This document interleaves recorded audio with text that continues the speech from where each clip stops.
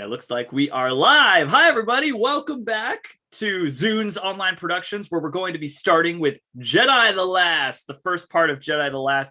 Trent, I don't know. What do you think about this movie? I think it's pretty uncontroversial and pretty universally liked. I'd say it definitely got into the top 3 of all of the Star Wars movies, including the one-shots, It's Top probably like 3. this and top 3. Probably like this, Han Solo, and Phantom Menace.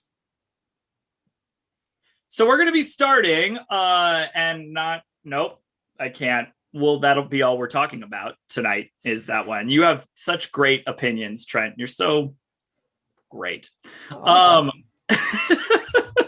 So as usual, we have our drinking rules that we are going to present to you now before we get started. Drinking rules for tonight are anytime an overt Shakespeare or pop culture reference is made.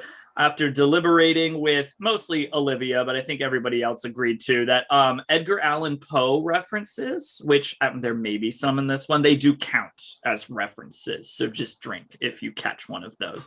The next one is anytime that one of the non-human characters has English-speaking lines. So people that don't normally speak English, so like R2-D2 and Chewbacca, if they speak English, you drink. The next one is anytime a character dies, you drink. And then anytime, and this one is mostly just a Zoom thing, and I'm sure we're all extremely professional, so this won't happen at all tonight. But anytime there's like this awkward pause, because somebody may have forgotten a line or they didn't come on camera when they were supposed to, which none of us have ever done. So I don't know if that'll happen tonight at all. You just drink. It helps fill the pause at that point. It makes it much more deliberate. So those are our 4 rules. So go ahead and get your beverage of choice. That way you can sit back and enjoy what is clearly an amazing piece of cinematic mastery with The Last Jedi. What was that? Oh, you mentioned The Last Jedi. I thought that was a pop culture reference. Great. So Trent is actually taking over basically the Rian Johnson role of this one, seeing as we had several different directors for this one. Figured it'd be working out pretty well to have several different choruses / stage directions for these 3 plays. So Trent will be taking it away. So my good man, let's start us off with the prologue. Outer space. Star Wars.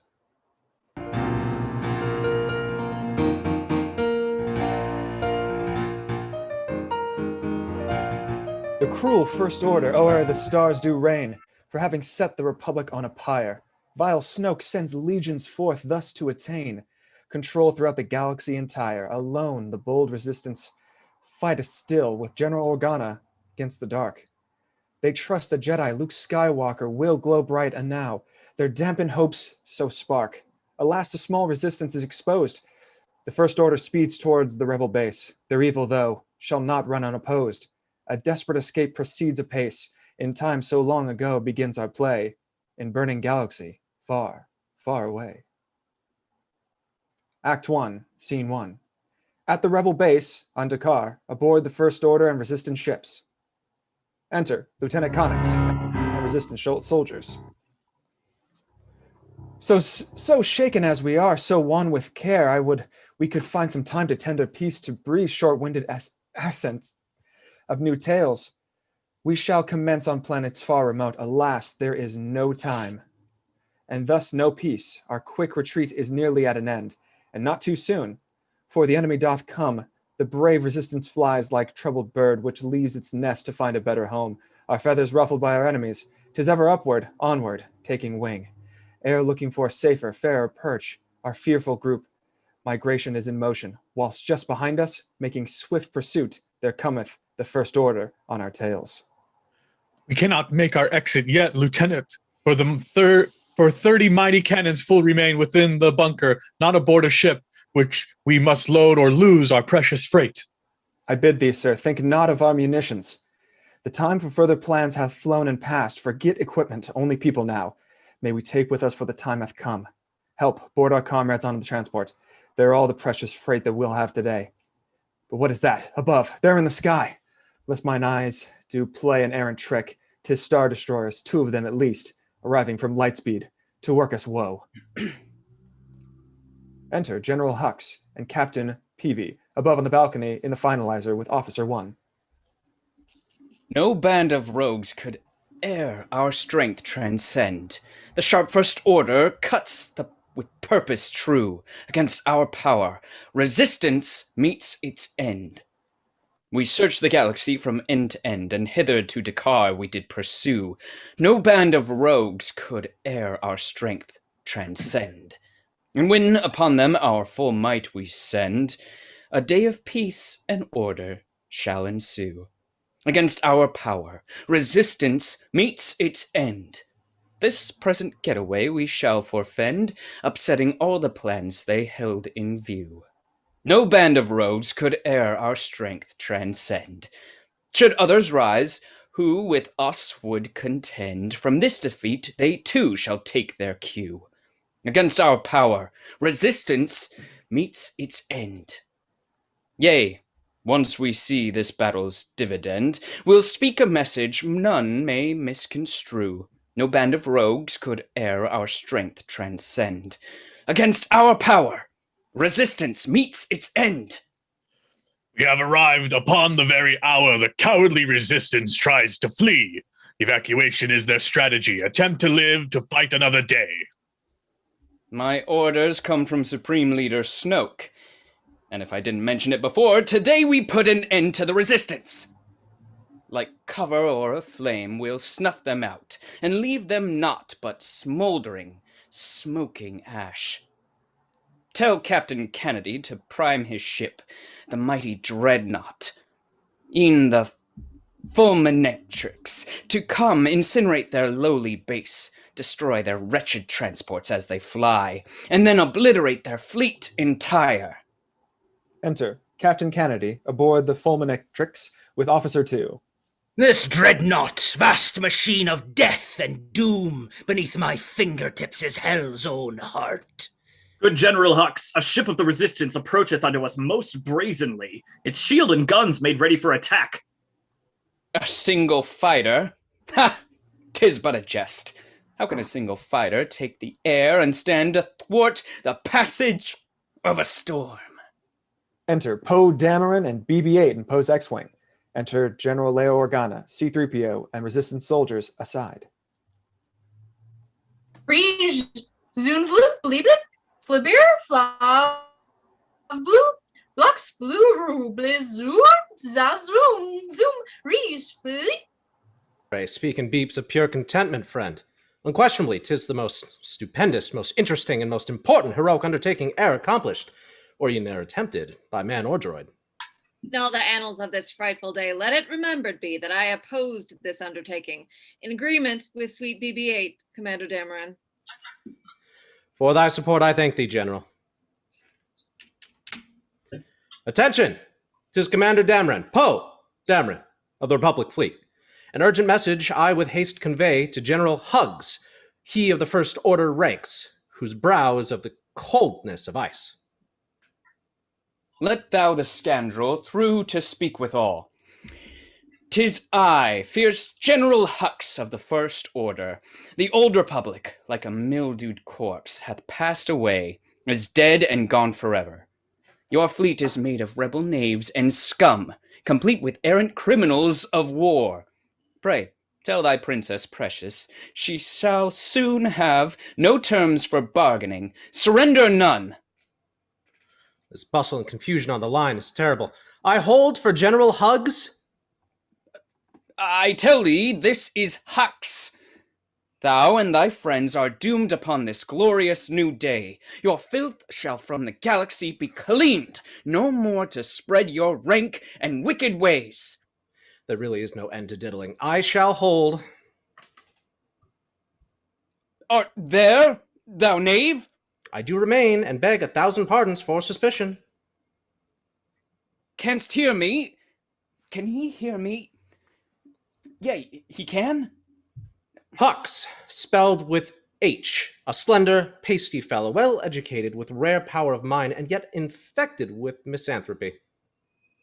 I can hear thee and all thy wasted words. Canst thou hear me? Tell me, upon thy life. I cannot hold forever. If thou dost see the man, pray render unto him this word. The general, Inlea,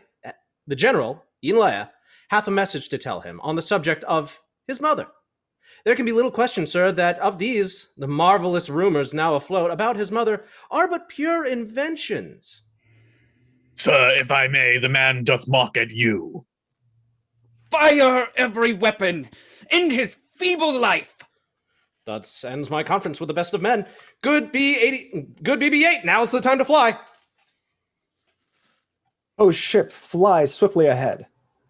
He piloteth his craft toward the dreadnought. The foolish man, I'll warrant, is but mad. Above the dreadnought burst my X-Wing fighter to give my friends the small head they need. Should not have started this game before we started the reading. I may have boasted, look, yet 'tis the truth. Thus may the transport safely get away, and our resistance play tomorrow's scene. Now all thy skill employ, Poe, in this fight, and take the cannon, the dreadnought down. My fellow pilots, bring the fight anon. Hail, Captain Kennedy, wherefore dost thou not strike the puny ship from off the map? Is far too small and far too close, the twerp. We must our fighters scramble quickly too. Forsooth, 5 minutes past would better be. But they never shall our armor penetrate. To penetrate our armor's not his aim. He shooteth surface cannons one by one. One cannon doth remain, and it alone, below. Here fly the TIE fighters into the fray. Myself I shall be hotly pursued, a swarm of these men and vermin in their ship. Enter TIE fighter pilots in pursuit of Poe. Zoom blig zaba zoom fleer blay rige blue rook phil blue flit royal rue blick bleed blue zoom. Forsooth, I see them, BB-8, and now our situation goes from bad to worse. The weapon system on my X-Wing fails, this occupation often full of interest. The final cannon we must soon destroy, or else the resistance bombers shall be ruined. Pray, ply thy trade, and make a miracle. Flig Philly Zood Fluby Philly Zoom Royal Phil Broil Zoon Flay Blazooz Blee Flip Flick Zood Blizz Blee Blue Blee Zoom Flig Zwa Flig Zooms Brublé Fliblies Rage Blick Royal Zaru Bullet Fuller Blick Blue Bliss. Now, prime the orbital bombardment cannon. They stand both primed and ready for you, sir. Oh, wherefore then delay? Fire on them! Charge their infernal hope into inferno. The shots come from above. Depart, fly hence. If e'er thou warrant a pilot, be one now.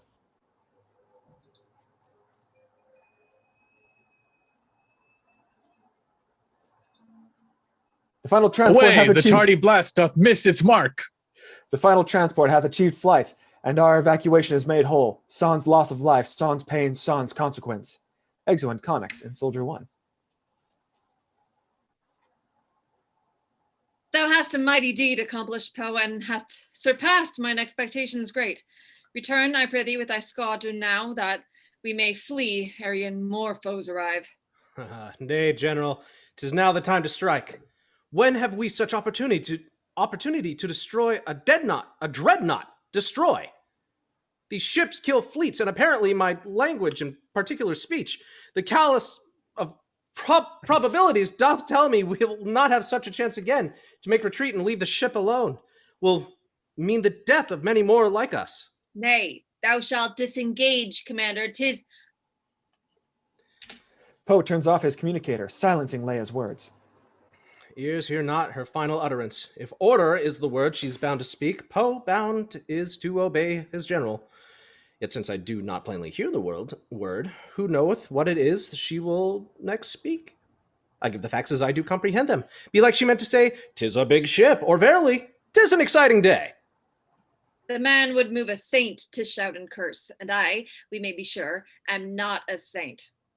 I will tell thee, 3PO, remove the nervous expression from that doth mar thy golden visage. Oh, so shall I endeavour, General. Methought my visage plain, not nervous, what? Good BB-8, I am above the weakness of seeking the establish of any sequence betwixt cause and effect, or even between disaster and atrocity. Instead, I do detail a chain of facts for thee. The moment of the repair hath come, my droid, or else the resistance is undone. Canst do it. Zoos, blue blocks, fliss, flu, blue bleb, flare, flare zoom, blue blocks, blay blue, blip zoon, so raleigh, flip blicks, bleak. The trusty droid hath done the deed. I fire! The final cannon bursteth into flame! The 2 TIE fighters who pursued me, I sneak behind, then shoot and stop their breath. Hang them and welcome to be sure, says Poe. This is but a prelude to the main event. The path is cleared. Resistance friends and colleagues, thus let our bombers enter into the scene. Enter Resistance bomber pilots, including Tallie and Paige Tico, and various X-Wing pilots. The Resistance bombers make approach, my captain. Of course they do, as day doth turn to night. For there is no more natural event than for a foe to press their deep advantage. We shall be slain if we can stop them not. Strong bombers, your formation tight maintain, and fighters all protect your bomber comrades. This day hath come especially to us. Upon this day we may take down a dreadnought. Pray, make this count. We copy thee, Blue Leader. If we but make it there, we shall deliver such shock as will destroy the dreadnought whole. Yeehaw! TIE fighters come like moss onto the flame. Your time hath come, O gunners true. Aim well.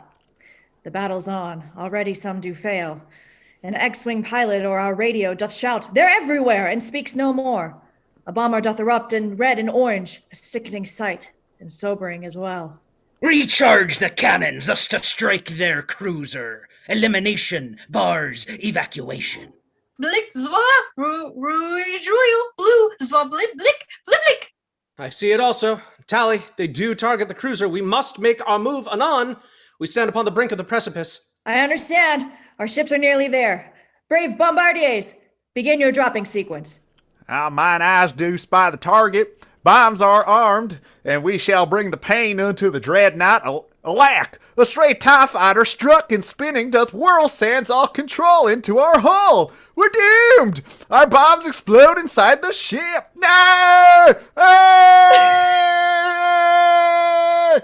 Yeehaw!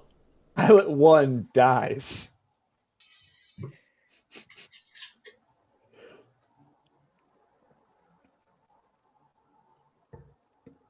Good at Yeah, me, we've but won. it's hard The to battle's find. over. Ha ha ha. So one day I'll find my line again. I'm so sorry. A bomber gone. Somebody read that for me. Bomber gone, only one remains. Ian mine, resistance, can we win this day? The cannons have been aimed and shall be charged in 40 seconds. Then we shall prevail. Destroy the final bomber, whilst e'en one survives we fly beneath a deadly threat. Paige, canst thou hear me? Wherefore are the bay doors still unopened to mark below? Thou fliest the only bomber that remaineth. It would be done, twere it well were be done quickly. If not, these horrid ends shall come to pass. The unendurable oppression of the lungs, the stifling flames of burning flesh, the clinging of our garments unto death, the blackness of night most absolute, the silence like a sea that overwhelms. The bay doors? Why hath not my partner opened them? Some tragedy befell him by troth. I'll climb above, release the doors myself. Ah, I see it, held in his dead hand. The small remote that shall unseal the doors and drop the bombs upon the ship below. I climb, e'en as the ship surround me, shakes the lot of the resistance in my hands. I grasp for it. My fingers scarcely touch it. Another second, it shall be mine. Tyranny.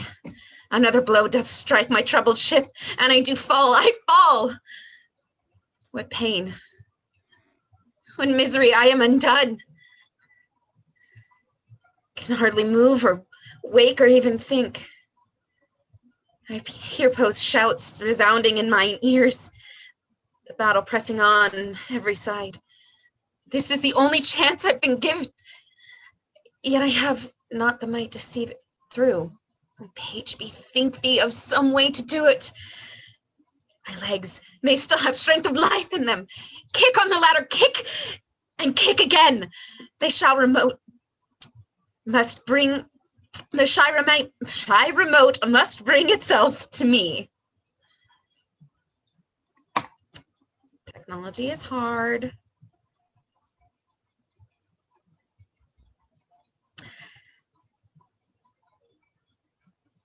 One day. The shy remote must bring itself to me. O sister, whom I think upon even now, in this, the final moments of my life, I bid thee be courageous when I'm gone. Thou carriest the twin of this steel pendant, which I hold even now. And think on thee, and with it, sister, thou hast half my heart. And another kick, remembering thou still livest, and lo, the bomb's remote doth fall to me. I clutch it, press the button, and steal my fate. The bombs will hit their mark, and I shall die. That my sweet sister live another day. The bombs have flown. The dreadnought shall be not. Exeunt Kennedy and all aboard, the dreadnought dying. No!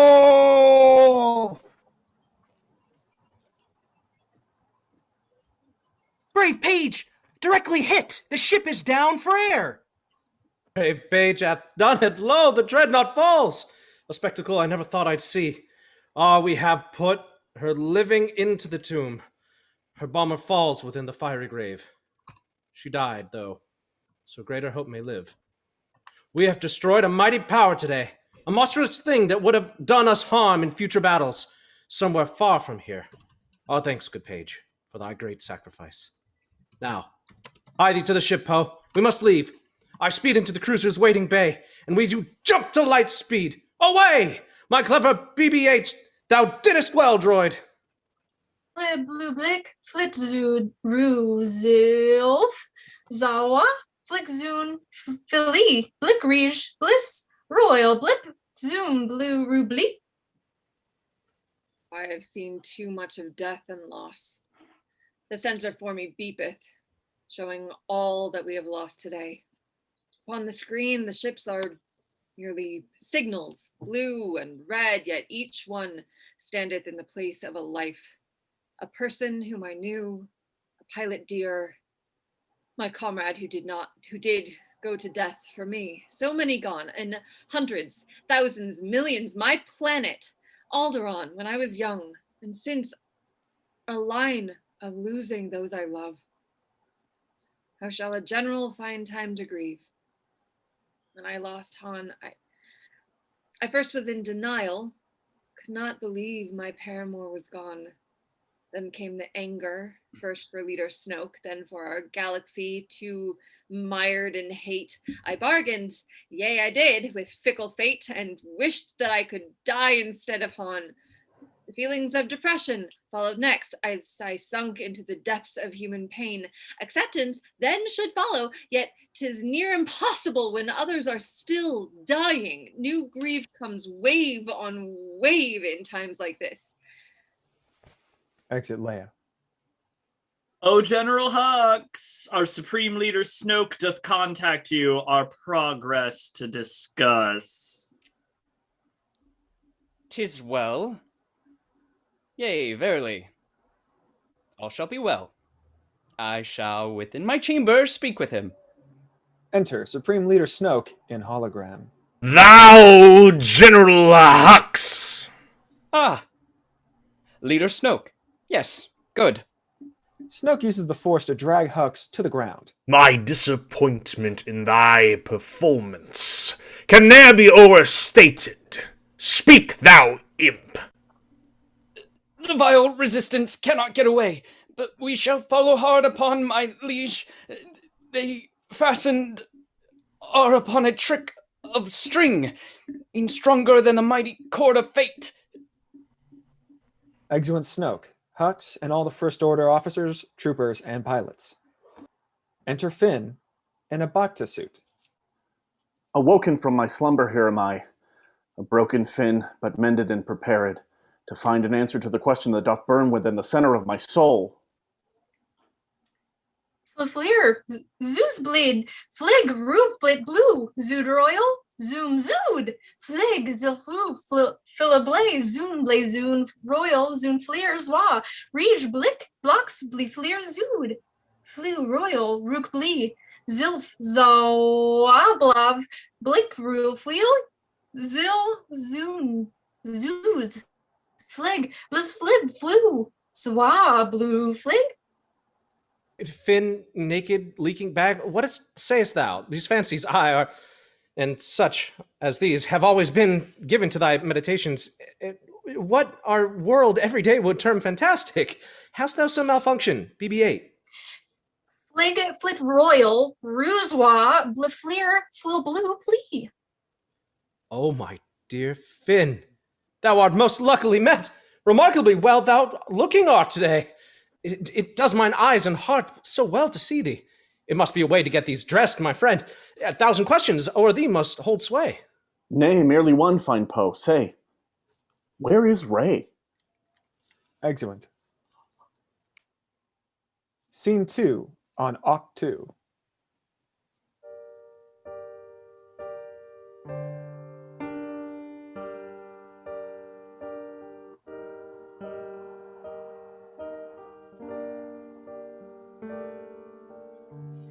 And where the galaxy did pause and watch, now I do stand before this mighty man, determined to soak in his Jedi wisdom. Yearn I to make him teacher, guide, and friend. Even now he looks at me with interest, takes stock of my intentions, yea, as if to see within the center of my soul. His eyes, oh, how they twinkle, his delight. Ere I did come, the man was quite alone, so he must be eager for company. I shall approach, hold forth his lightsaber. My simple offering holds so much weight. Perchance he kneweth not it still existed, lost for so many years and now returned. Especially attentive is he now, stands ready for whatever I do next. Take then the man's lightsaber, Rey, and show a Jedi Master that thou comest in peace. Nay, not just peace, but hope and joy as well. Suffused with such assorted feelings as would make a person burst if every tense emotion could be felt at once. Ah, me! Rey, calm thyself. The moment comes anon. I think that by the Force, thou, Luke, canst read so plainly every notion in my mind. Dost thou, then, know what mission brings me here? Now with thought alone, 'tis time to act. As I extend my hand, I sense his will, declaring he shall take this mantle on. Oh, take thy lightsaber, thou Jedi true. Now it is thine, and thou shalt lead us all. Luke takes the lightsaber from Rey and throws it over his shoulder. He walks into his shelter. Alas, 'twas not the welcome I expected. I'll follow him toward his little hut. Wise Master Skywalker, I come from the Resistance. Thy kind sister Leia sent me. We need thine urgent help. Out there? Hello? Porg? I'll retrieve his lightsaber at least. As such a weapon of elegance is rare and worthy of a better end than to be played with by some odd small beastly birds. Below, beneath the water, I espy the man's X-wing, wherewith he hither flew. Some clue unto his past the ship doth give. Back to his dwelling, Rey, to try again. Ah, here comes about Chewbacca from the Falcon. Luke mayhap will be moved to heed his knock. Enter Chewbacca. He and Rey knock on Luke's door. Get hence! I would not speak to thee today or any day. Oh, what is this, my door? Someone hath broke it down, but who could... Entering. Chewie, you're muted. How unprofessional of me. Halfway across the galaxy we've come, and thou canst not e'en open wide thy door. And thou art on this errand? If you shall not be moved, we shall move thee. He says thou wilt come back with us. How did you find me here where I have hid? Upon the Falcon I shall tell thee all. 'Tis a tale told by me, full of sound and fury, signifying everything. Yea, 'twas the falcon you flew here upon? So little dost thou know of what hath passed. Thou shalt soon learn to mourn with us anew. Chewie and the falcon. Where's Han? Exeunt. Scene 3, aboard the Finalizer.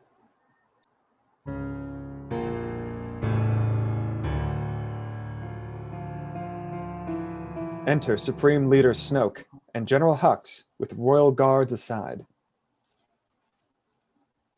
General Hux, tied on a string, forsooth. Well done, sir.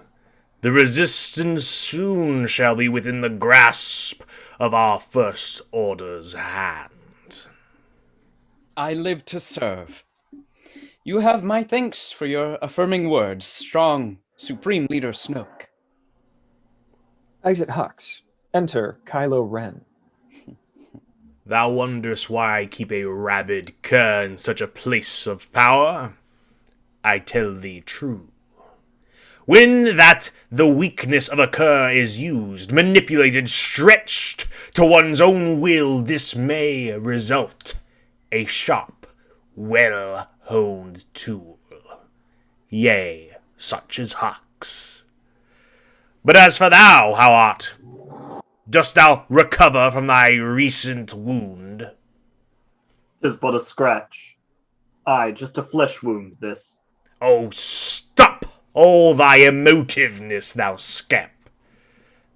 The mighty Kylo Ren thou art indeed.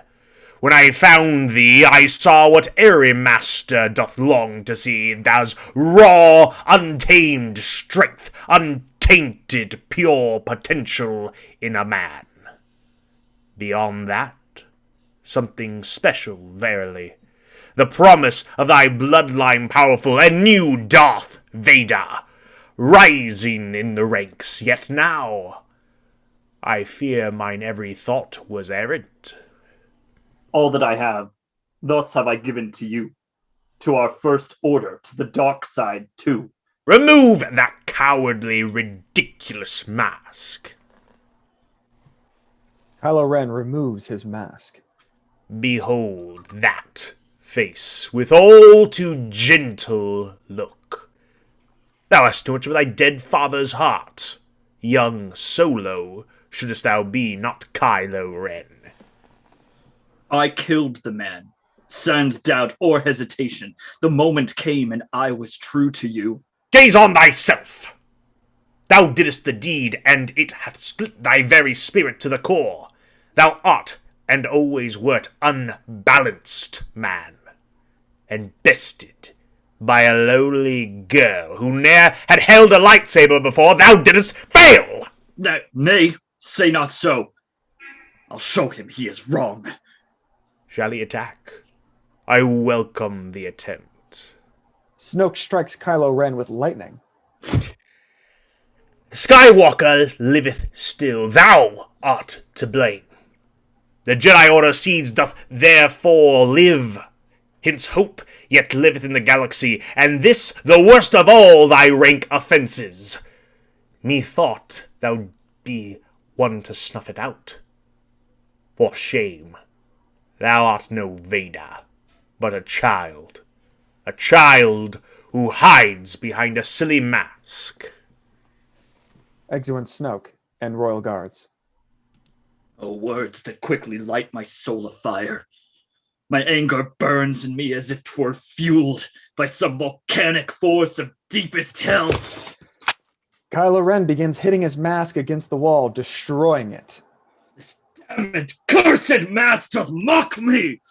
See, its eyes do look on me as if to laugh.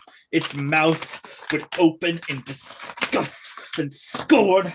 Its blackness taunts my angry, darkened mood. This putrid, weak facade shall be no more. It is not I, and I not it. Come, spirits, attend on mortal thoughts, unmake me here, and fill me from the crown to the toe full of direst cruelty. Yea, make thick my blood stop up the course and passage to remorse. Let no compunctious visitings of nature shake my fell purpose, nor keep peace between the affected it. Come to my very core, and take my blood for gall, you murdering fiends. Whatever in your sightless substances you wait on nature's mischief. Come, thick night, and pall thee in the dunnest smoke of hell, that my keen saber see no wound it makes, nor heaven peep through blanket of the dark to cry, hold, hold! I am, from now, reborn, in darkness whole and ne'er to be forsworn. Exit. Scene 4 on Oct 2.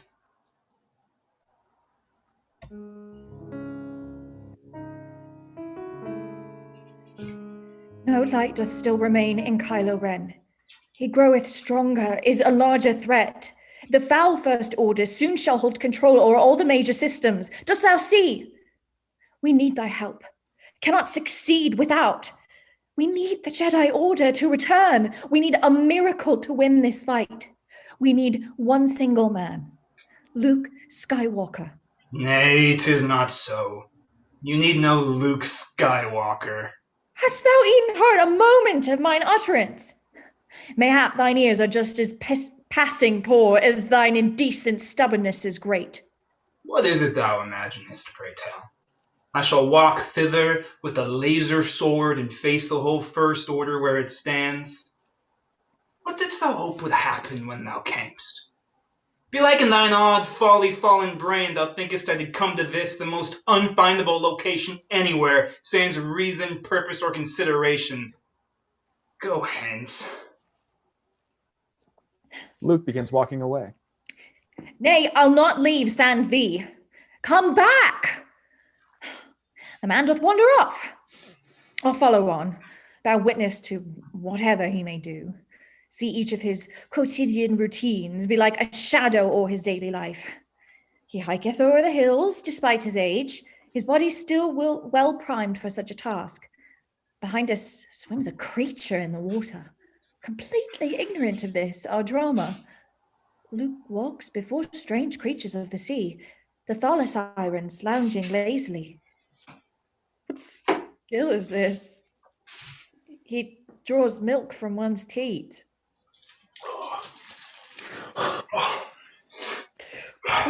Which part of Jedi training taught him this? And oh, fresh from the outer green I wore, he drinketh it.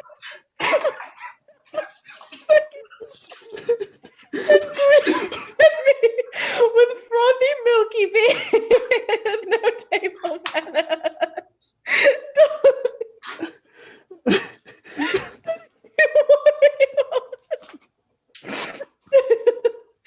The creature spies me too, as if 'twere I who is the strange one in this awkward scene.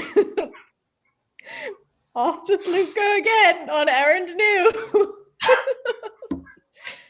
He setteth down his bundled pack of tools, then grabs a wooden pole of such great length it is in the watery depths below. What shall he do with it? He cannot. Yea, he doth. The man doth vault the precipice upon the delicate and spindly stick as though 'twere nothing to him in the least. Take care, intemperate, outlandish man. He lifts it from the swirling water now. I see its point, as sharp as any blade. He waiteth for the moment, and he jabs. A giant fish is caught upon his hook. He sends precepts to the Leviathan to come ashore, and so it doth, as supper. The rain begins. Not merely drops, but torrents, as if the skies would drown us where we stand. Luke takes the fish back to his shelter meek, and I must follow on, though thrashed by rain. Even as I do, bethink me on the remote that Leia gave to me ere we did leave, which still may mark my way back to the Resistance. I'll use it when I must. But for the moment, Luke Skywalker is at his door once more and moves as though to speak with me again. As you can see, thy time is truly wasted following me. Exit Luke. Gone. Gone again. My hope is fading fast. But soft. Another matter doth demand attention. What is this I sense? I hear. A voice. Doth whisper softly in mine ears. Doth call to me as once I summoned was by Luke's lightsaber where it lay unused in Mars Kanata's cryptic castle back on Takodana.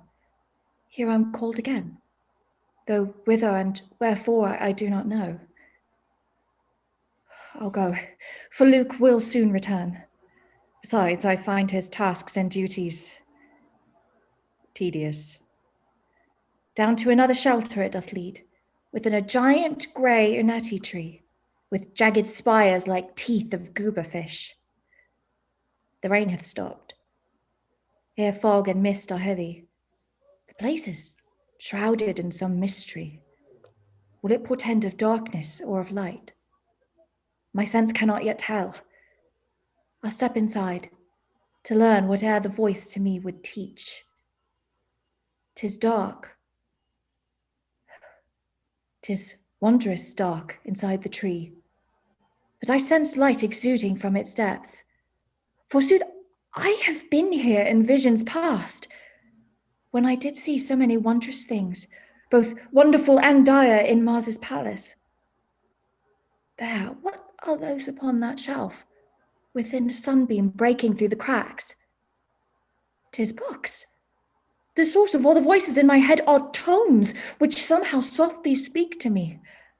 I'll take one, and shall open wide its cover, releasing the waiting knowledge that's inside. Enter Luke Skywalker. Who art thou? Please, I bid thee honest be. I know this place. I have been here before, at least seen from a certain point of view. It was built some 1,000 generations hence, constructed to protect these precious volumes, the sacred Jedi texts. Like even myself, these manuscripts are all that doth remain of the religion of the Jedi Knights. Thou hast said that thou hadst seen this place, hast seen this island? Only in my dreams. Who art thou? I do ask thee once again. The Resistance sent me on my mission here. They sent thee, eh? Yet wherefore thee, I prithee? How wert thou specially formed to hither come?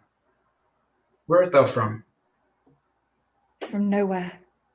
You fig, a child's reply doth from thy mouth come forth. Everyone doth come from somewhere, see? Jakku. Well, 'tis nearly nowhere, I do grant. Why comest thou here, O ray of nowhere born? The Resistance sent me on my mission here. We need thy help. The vile First Order doth... Why art thou here? Not the Resistance.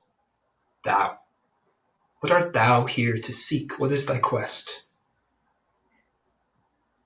There is a thing inside me, buried deep, which e'er hath been there since I can remember.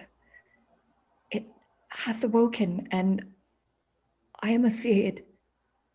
I know not what it is, or what it wants, or what I should do with it. I need help. Thou needst a teacher. A teacher I am none. Yet wherefore canst thou not teach me, I beg thee? Mine eyes have watched thee on thy daily chores. Thou art not busy in the least. Indeed, I have seen Porgs far busier than thee. I never shall another generation of Jedi train. I hither came to die. The time arriveth for the Jedi to end.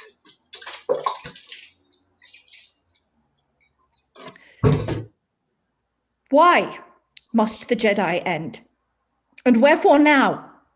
Thy sister Leia hither sent me full of hope that thou couldst make from darkness light. So was my hope. So was Chewbacca's too. So was it for each spirit in the resistance. If thou wilt not come with me, tell me why. For she deserves to know. And so do I. Excellent. Scene 5, aboard the Radis.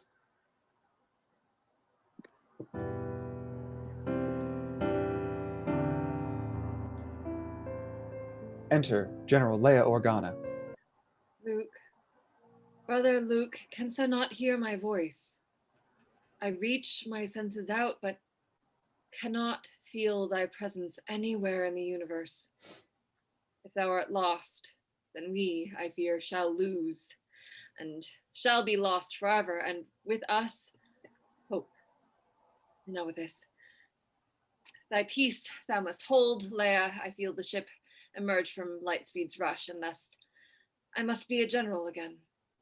Enter Poe Dameron. Leia slaps him immediately. Thou art demoted on the instant, Poe. How can thou speak so, worthy general? We have a mighty dreadnought taken down. Pray, hear me, this indeed is life itself. And what the cost? In life, in ships, in hope? 'Tis but a basic strategy of war. Once the battle hath begun, continue on. Go not halfway toward victory, for if we do, then surely death doth hold illimitable dominion over all. Pray, pull thy mind from out thy codpiece, Poe. Full many problems do exist that may not have solution within the cockpit of an waiting X-Wing fighter, there to make explosions of whatever bothers thee. Thou art so talented a pilot, sirrah, I would thou learn this necessary lesson. I tell thee, there were heroes on that mission. I hear the beating of their glorious hearts. Dead heroes, and no leaders. Think upon it. Enter Finn. Commander DAC Admiral Akbar, Lieutenant Connix, and other resistance soldiers and pilots. We fly nowhere. Some part of space? How shall Ray ever find us where we are? Behold this amulet about my wrist. A cloaked binary beacon. Crafty plan. To light her homeward way. An apple cleft in two is not more twin than these two beacons. Praise be. Until she comes, what shall befall? Our plan is this. We must some new base find. One with sufficient power to release a signal of distress unto our allies, who have been scattered throughout the Outer Rim. Sensors begin beeping loudly. Proximity alert by some mishap.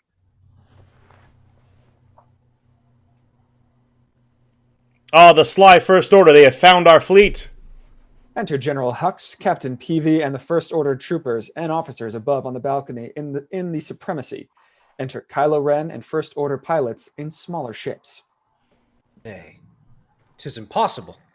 'Tis Snoke's ship yonder, ill-fated and mysterious man he is.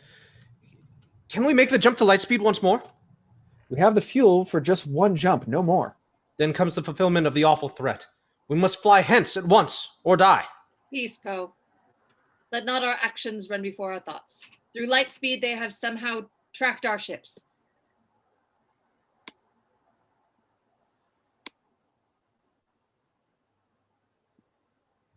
Is not such fiendish impossible? Yeah, 'tis impossible, yet they've achieved it. What danger when we've shrewder foes than friends? Blig Zoodrood Flirzir Bli Zoozwa Bluzud.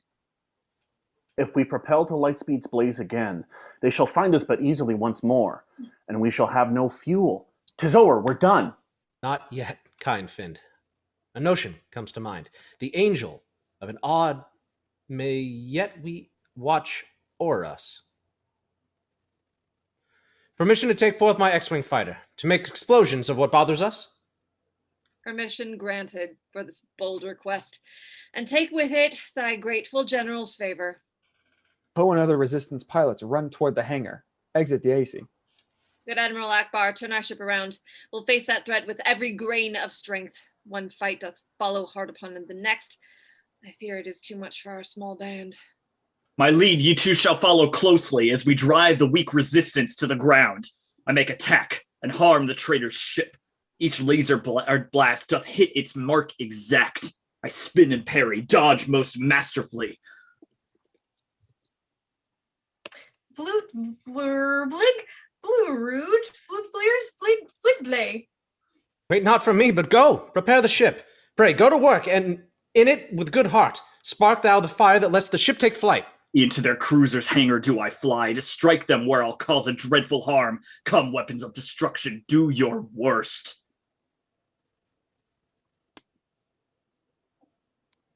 I'm here.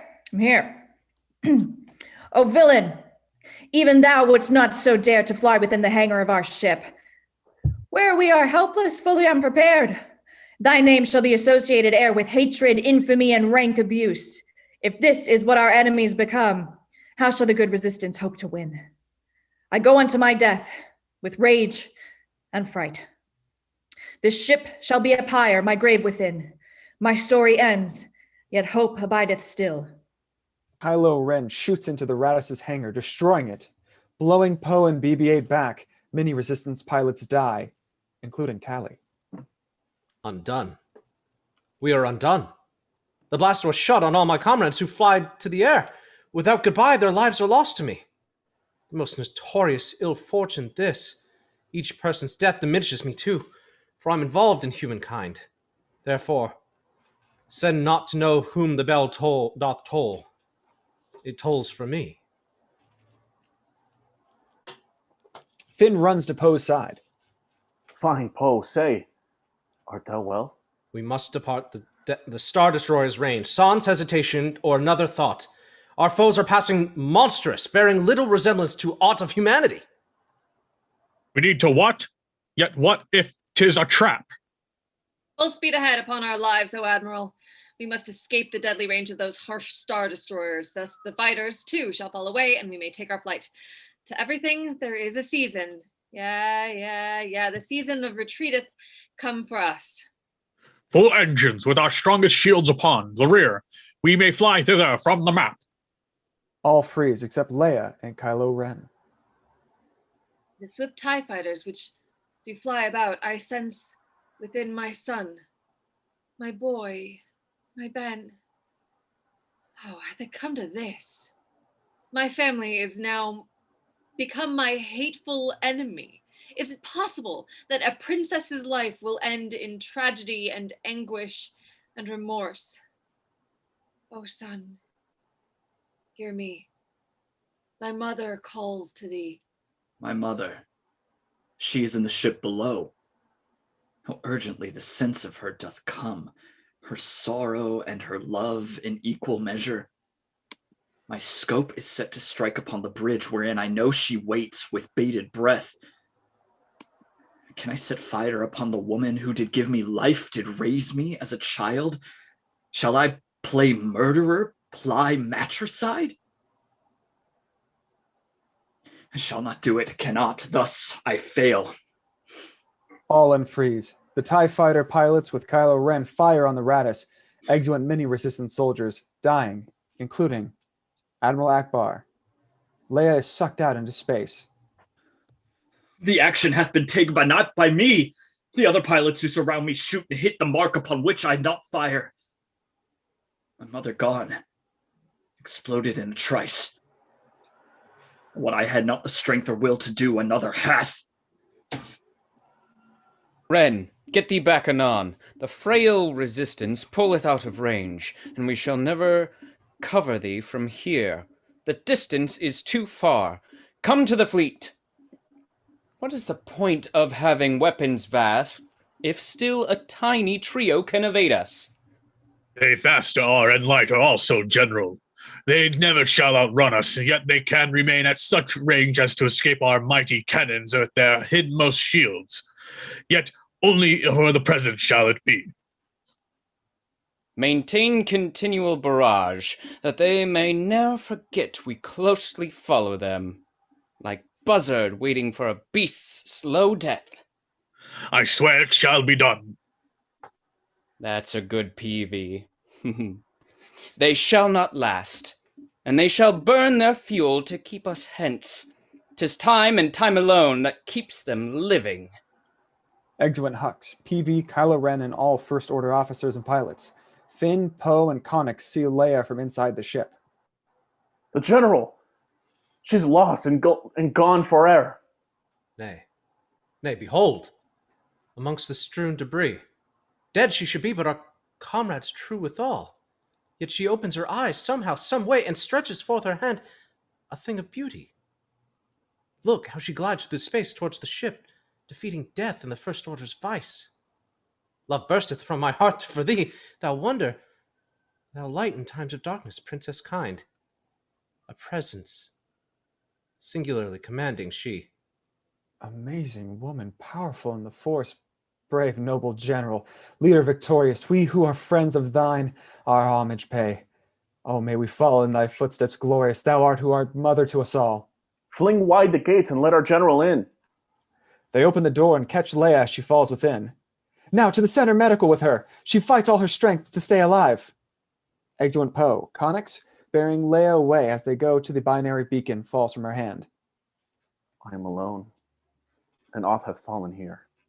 This beacon that hath dropped from Leia's hand shall light the way into my dear friend Rey. If Rey comes hither, though, what shall she find? Destruction, devastation of our fleet, our aspiration-filled resistance torn asunder, trailed by fiendish enemies. Fie, I'll not lure her into such a trap. Instead, I'll take a pod and flee away, thus not to save myself, to save my Rey.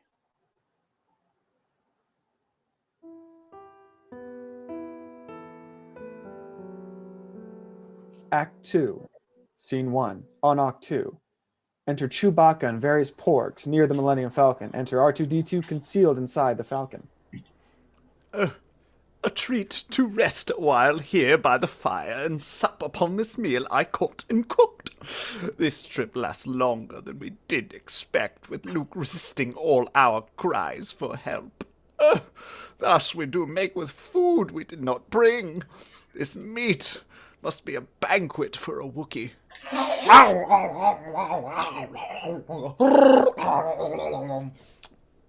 Excuse me. What? Get hence, you foolish feathered furry imps. I care not if this was some kin of yours. Porg!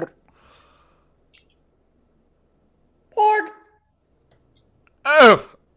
Twist thy face, not so! Fly quickly, or for thy home shall be a Wookiee's mouth. Upsetting beasts! I've lost mine appetite. Exeunt Chewbacca and final Porg severally. Enter Luke Skywalker inside the Millennium Falcon.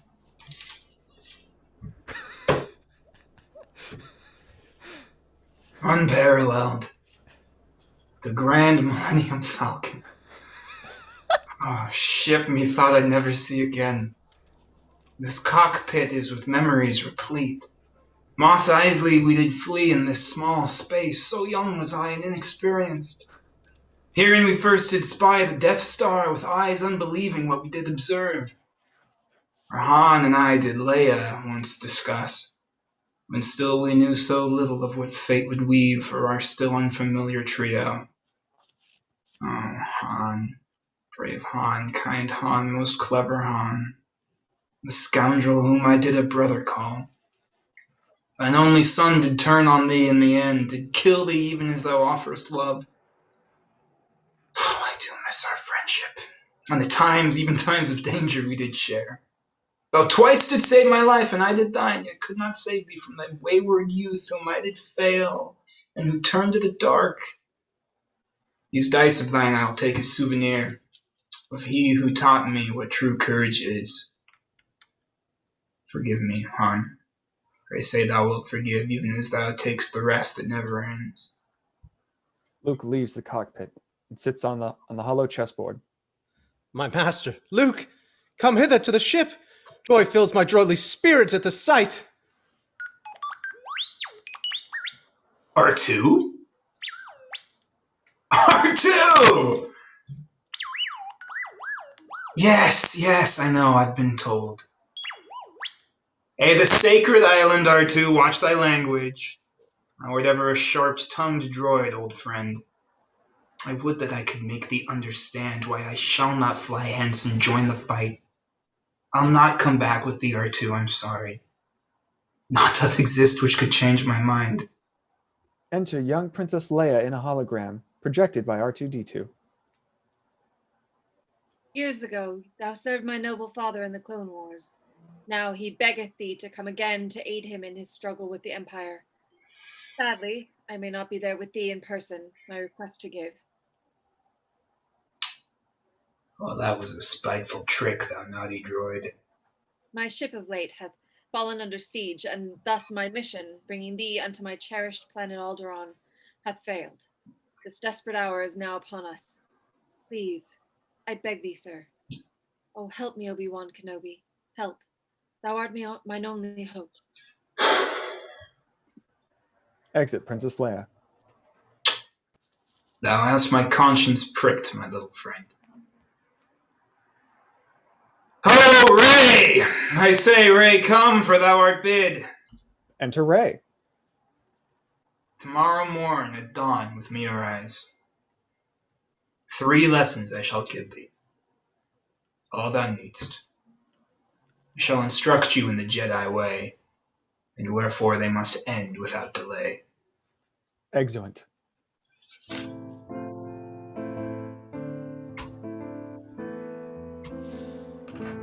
Scene 2, aboard the Raddus. Enter Vice Admiral Emmeline Haldo, Commander Darcy, Poe Dameron, Finn, Lieutenant Connix, C-3PO, and other Resistance soldiers and pilots in conference. Our General Organa, even Leia, doth lie unconscious yet recovering. That is, methinks, mine only word of cheer. Kind Admiral Akbar, all our leaders too, they are all dead, for Leia only did survive the sack and the ruin of our bridge. Oh dear, how shall the Resistance e'en go on? If she were here addressing each of us, she would that we our sorrow save until the fight is over. My friends, the fight is not over, thus listen. Our command chain is quite clear, the heir apparent who shall take her place. Vice Admiral Holdo of the cruiser Ninka. My thanks, Commander. Soldiers, friends, comrades, 400 of us born on 3 small ships. We're the last of our Resistance troop. All that remains, yet we are not alone. In every corner of the galaxy, those who have been downtrodden and oppressed, perhaps the victims of some tyranny, perhaps repressed by prejudice and power, perhaps made poor by unjust schemes and wars, perhaps the prey of those who should be leaders. In these do look with hope towards our symbol. We are the spark that, catching, lights the fire. We shall anon restore the Republic firm. That spark in this Resistance must survive, must live to see this day, the next, and more. This is our mission true. Now to your stations. And ever may the Force remain with us. The group is dismissed, each to their own work. 'Tis Admiral Holdo. Clash of Chiron Belt? In she the selfsame person? I confess, the woman hath not fit mine expectation. Her countenance evinces ingenuity. Vice Admiral, Commander Dameron, am I. Considering our fuel consumption, the present rate at which our ship doth burn, we have but little time that will remain beyond the range of those bleak star destroyers that still pursue us dodgily. Doescher? 'Tis kind of thee, this knowledge to impart. How could a mere vice admiral know such things? Let me endeavor, please, to lead you step by step to the conception I intend. We need to make escape ere we find a base wherein we shall be safe enow. What is thy plan? I'll tell thee if it is right. Our plan, young captain. Captain, not commander. 'Twas Leia's final act, thee to demote, because of thine imprudent dreadnought plan, whereon our bombing fleet was lost entirely. Was I told true about thy history? A captain or commander, as thou willest, call me whatever appellation suiteth. I yet would know what will befall. For time doth pass, and swiftly bears away with it the final shadow that remains of hope. Of course thou gladly wouldst discover all. I understand thy plea and thy desire. Well versed am I in pilots, such as thee, the trigger-happy errant flyboy sort. Ye are the same impulsive, arrogant, and dangerous, the worst type for us now, of which we've little need and less. Take heed, maintain thy post, and follow mine orders. Exeunt all but Finn. Now shall I find to it and be off at once. Take all I need and find a waiting pod. Enter Rose Tycho aside, crying.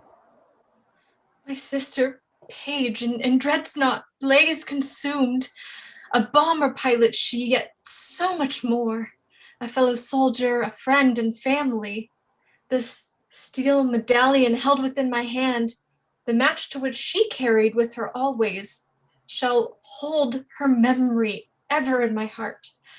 The pendant I'll embrace in place of her. I would be blind with weeping, sick with groans, look pale as a primrose with blood-drinking sighs, and all to have my sister sweet alive. Rose sees Finn opening an escape pod and placing his bag inside. What art thou doing, Sirrah, near this pod? I fain would, I was, how should I say? Thou art Finn, verily, the Finn. The Finn? For this my stuttered speech, apologies. All day I work behind the pipes, and the walls needs do arise, and I respond at once. My trade is but generic maintenance. It's not my practice to ply talking with resistance heroes such as thy fine self. Lips cease thy prattle. Oh, spake I ply talking. I'm called Rose, a gentle, humble Rose. No more, no less than Rose, than she am I. Good e'en to you, I now shall hold my peace. Breathe easy, Rose. No hero of the brave resistance findest thou here. But fare thee well. Enjoy the wonders of this pleasant day. And also, may the force be with thee, ere. Zounds! Such a greeting, such a one as this. Thou too, good Finn. Yet, hear me further, please. Thou art a worthy hero by my troth. Thou who forsookest the odious First Order. Think on thy deeds upon Starkiller Base, when my sweet sister Paige and I did hear of all thine exploits and thy bravery. She said, "Hark, Rose, such a hero, see? One who shall never flee when trouble comes." Art thou aware, this very morning tide, I have kept the afeared and fragile souls from using this escape pod to depart? They had the intention thus to run away. Disgraceful and unworthy wretches those. Forsooth. In faith, 'twas well to meet thee, Rose. Yet I'm now bound to finish my task here. What was thy task? To fix, or check, or scan. To check the escape pod, eh? Such was thy task? Routine check were the words for which I sought. Yea, check, then board, and pack a bag as well? Nay, listen to me, kind and thoughtful Rose. No.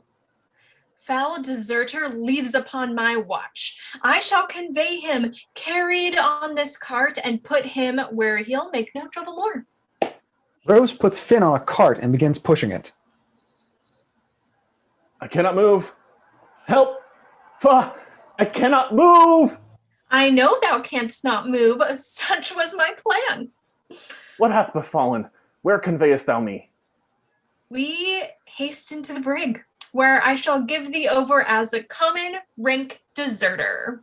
Nay, no deserter I, for thus I said. My sister died, and there above at Dakar, protecting our strong fleet and everything the virtuous resistance standeth for.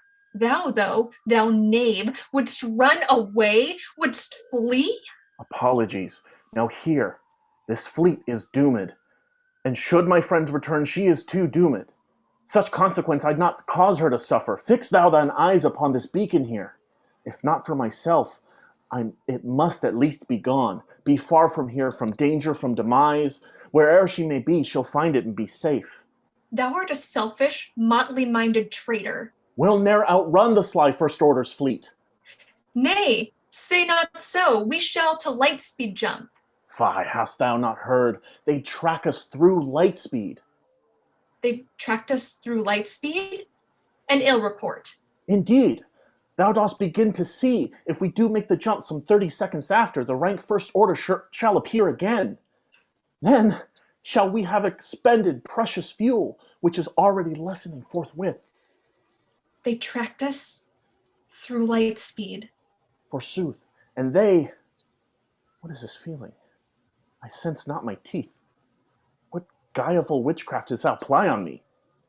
To track through hyperspace is something recent, experimental, new technology. It doth employ a system similar to that of active trackers, meaning they only track us from the forward ship. Yet we shall ne'er the guarded tracker reach, an A-class process till a vital system which only from the bridge could be controlled. Yet every A-class process would fain have a final dedicated power breaker. 'Tis well, yet who would know where one may find the power breakers on the Star Destroyer? The man who once did clean its very surface. Oh, Rose, if I can get thereupon... I verily shall shut the tracker down. We must at once unfold our plan to Poe. He'll proffer understanding and advice. Oh, Poe, find Poe! Art thou nearby? Hark, Poe! Enter Poe Dameron with C-3PO and BB-8. Well met, forsooth. Conveniently thou comest. We have a plan. To sneak aboard the foul First Order Star Destroyer lead.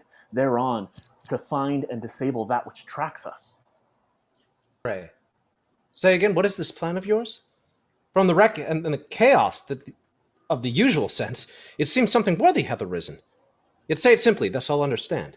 The rank First Order doth but track us from a single Star Destroyer at the front. We then shall blow it up? That is your plan? 'Twill satisfy my sorrow, weariness, and all my disgust with all the humankind, and longing after solitude, indeed. I like the turning of thy mind, but nay, for then they would but track us once again, yet from another ship. If we, though sneak aboard the forward ship, annihilate the tracker, sans their knowledge doth follow. They shall not know 'tis gone for one whole cycle, but like 6 minutes total thereabouts. 6 minutes wherewith we may save ourselves. 6 minutes to restore resistance, hope. 360 seconds of a chance. Thus, to sum up, we sneak aboard the first large ship, defeat the tracker held thereon, and our fleet makes escape ere they do know. Yea. Let us hasten to the ramparts. Finn, this plan may work. Yet, how did you two meet? 'Twas fortune. Fortunately for my status. Was good fortune or bad? This answer I find vague and formless, and indefinite. If good or bad, we cannot say as yet. Poe, we must carry forth this perilous plan, so we can the fleet save. Also save my Rey. This business is well ended, I believe. My noble captain, to expostulate what deference should be, what duty is, why day is day, night is night, time is time, were nothing but to waste night, day, and time. Therefore, since brevity is the soul of wit, and tediousness the limbs and outward flourishes, I will be brief. I speak with reason's voice. Vice Admiral Holdo never shall agree to this most dangerous, audacious plan. Thou hast it right, C-3PO. As e'er.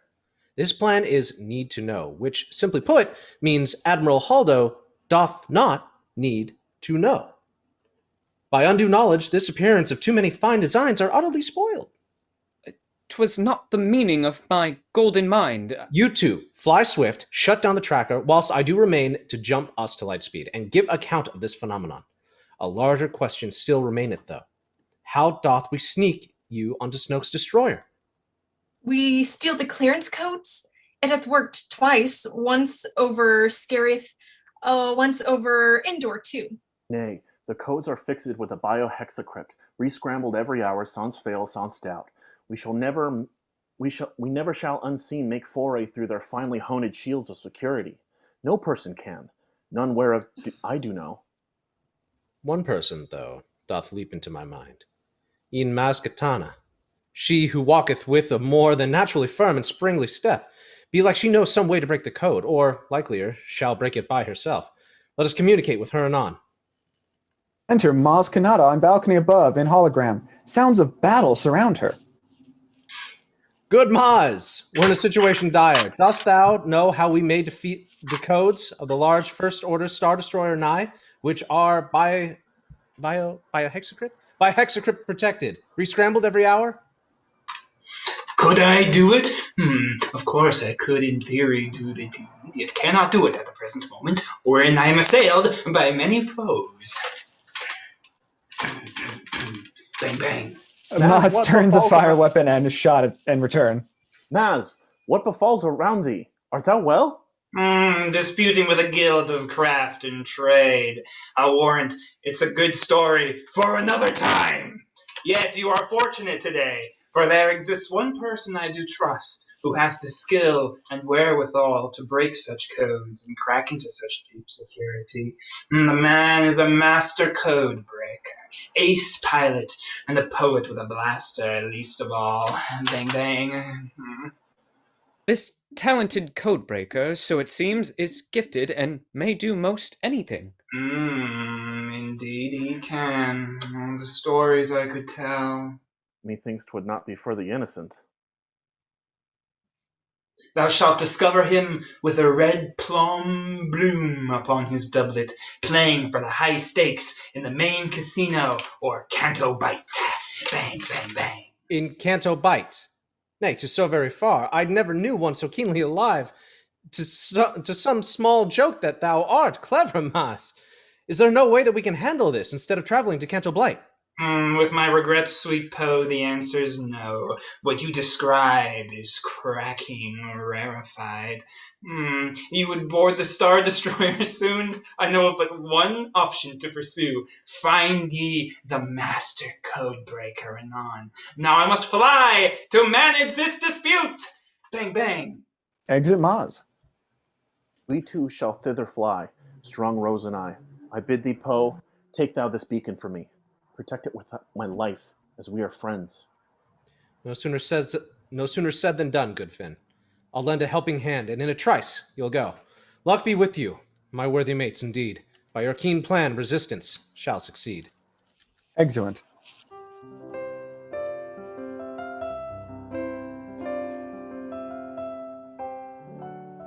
Scene 3 on Oct 2, aboard the Finalizer. Enter Kylo Ren above on balcony, with the I-2SOO2 medical droid treating the wound on his face. Any man so much o'er which to ponder? Father killed in confrontation dark upon a precipice or nothingness. A mother peradventure dead in our most recent battle with the doomed resistance. My mentor, Supreme Leader Snoke, upset with my development and powerlessness. Have I turned orphan inadvertently? Alone within the spacious galaxy? These enterprises of great pith and moment would make a lesser man uncertain and so weak that he may lose the name of action. Not Kylo Ren. I shall endure and must. Yet wait. What is this presence I do feel? Another sense come o'er me, even here. Kylo Ren dismisses the droid. Exit medical droid. Enter Rey in her shelter. She and Kylo Ren are joined in the Force and see each other. Awaking, what is this I see herein? Mine enemy upon this island somehow. I'll blast him to 1,000 bits at once, ere he shall know what hath befallen him. Rey fires her blaster at Kylo Ren. Pew pew! This strange, unbidden apparition fires on me, yet not of Kylo hath she hit. How real her aspect seemeth, though, as if she were within this very room of mine. The blast hath missed, though he stood for me here. Of course, my better sense knows he's not here. Instead, the blaster's laser merely did incinerate the stones of this small shelter. Forthwith I'll look outside, but like to see some glimpse of this strange vision of the man. Into the hallway of our mighty ship. I'll find her yet, though whether she is here in body still is mystery to me. Oh, there he is again. Once more we're joined. This opportunity I shall not waste. Thou shalt deliver Skywalker to me. How he doth wish 'twas so, yet I'm not moved. A failure, yea, a weak attempt, I grant. Thou hast not brought we two together thus. The effort would destroy thee in a trice. Canst thou see my surroundings where I stand? I'll warrant thou shalt burn for thy misdeeds. Whatever thine environs are, they do remain most hidden from my sight. All I can see is thou, and thou alone. Intriguing. Mine anger smoulders fiercely, whilst the man is full of academic interest. This is a new thing I have never seen. What sound is this? Alas, in turning round have I betrayed both Luke and his location. Luke, he is there. Enter Luke Skywalker and several Lanay caretakers severally. What is this newfound hole I spy upon the ramparts of thy shelter? Exit Kylo Ren from the balcony. Anima, ma Santa Marina Maya! Not have you witnessed of what happened here? 'Twas nothing, verily, whilst I did clean my blaster, it most naughtily did fire. Oh, my prithee, with thy blaster take great care. If thou keep'st out of trouble, thou shalt double thy choices. Such a situation is fraught, thou must be carefully taught. If thou art not, thou mayst get shot. Come now, we shall begin. Exuent caretaker, Rey, Luke begin climbing the island peak. Tell me, as we ascend this mighty hill, who are those beings by the shelters yon? They're caretakers. Island natives, too. For certes, these are the people of this island, who, though they are of monstrous shape, yet note their manners are more gentle kind than of our human generation you shall find many, nay, almost any. They've maintained the Jedi structure since they were created. It seemeth that these creatures like me not. I can't imagine wherefore they should not. In my experience of thee thus far, thou dost endear thyself to all thou meetest. E'en here atop this island enigmatic are structures built by beings rational. A stairway to a cave, a stone mosaic, some altar or some venerable place, with ceiling domed, inspiring reverence. Out now upon a precipice that juts above the island, water far below, a simple stony seat doth sit hereon. Here I shall learn to be a Jedi Knight. I shall address good Luke, confirm my mission. Strong Master Skywalker, we need thee to restart and reignite the Jedi faith. A line of Jedi who may fight with all, for Kylo Ren each day doth stronger grow within the dark side of the mighty Force. Without the Jedi we shall never win. What knowest thou of the Force whereof thou speakest? It is the power Jedi do command, enabling them to have control o'er people and, peradventure, make things float through the air. It's impressive, lads. Each word thou speakest was entirely false. Sit thou upon this rock, most calm with thy legs crossed. The first of thy much-needed lessons starteth hereupon. I sit, as told, yet all my hopes rise up. The Force is not a power someone holds, and nothing has to do with lifting rocks. The Force is the energy betwixt each thing, the tension and the balance, which do bind all things together in the universe. I see, but do not see. Thus, what is it? Close thine eyes. Breathe deep. Now, reach out. Rey stretches forth her hand. Oh, a literal interpretation of this. Her lesson shall begin then with a jape. This pool noodle shall stand in the Force's place. Luke tickles Rey's hand with the pool noodle. There's something there. I feel it gently call. Oh, feel it, truly. Truly. 'Tis the Force. Is? Verily, it's very strong with it. I'm there. Luke swats Rey's hand with the pool noodle. She opens her eye suddenly. Font, thou hurtest me! And in thy face I see that I misread thy meaning. Ah, thou wouldst I reach out with my mind, not hand. The lady may be taught. Once more I'll try. It is enough to breathe. Breathe in, breathe out. Rey shuts her eyes again. Reach out with all thy feelings, Rey. Reach out. What dost thou see within the eyes of the mind? The island, all around us. Hither, yon, the air and ocean. Sun that brings the dawn. The life surrounding us with pure potential, which to we human beings is essential. The death that too is there, of life the pair. Decay that shall each living thing ensnare. New life that's being nourished e'en by death, as old doth turn to new, a new growth, new breath. The warmth of sun, of heart, of pulsing blood, without which never flower knew its bud. The cold that cometh from the deep, the tide, the chilling mystery of ocean wide.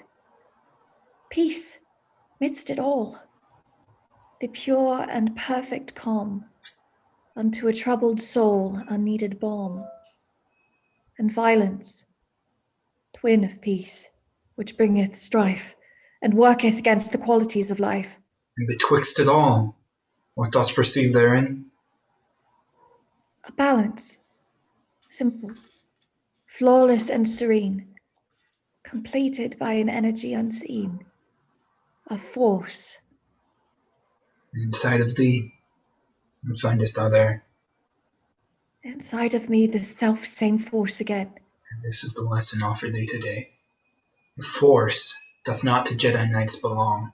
To think that if the Jedi die, the light shall perish is dreadful vanity. Feelst thou, strong Rey, the truth of what I speak? There is aught else that calleth unto me, but beneath the island dark and dreary place. 'Tis balance, nothing more and nothing less. The light most powerful, darkness powerful too. So cold it is. The primal elements begin to move, led on by Rey's keen sense. If this endures, this cliff shall ocean be. It calleth me. Resist it, Rey, resist! We must resist the darker forces, lest they strip us of our own humanity. Oh, ecstasy and agony at once! Was this thou leapt forthwith into the dark? Some message or intelligence the place would speak to me and whisper soft and true. It proffered aught of which thou hast a need. Thou showedst no inclination to reject it, or keep it from bringing thee into temptation. I saw not you, however, nowhere, Luke. Thou hast thyself shut off even from the Force. Of course thou hast, for such is thy harsh penance. One time, and only once, did I behold this raw strength in an individual. 'Twas Kylo Ren, Ben Solo, long ago.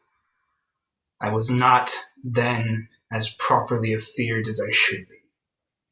The sight doth scare me now. Exit Luke.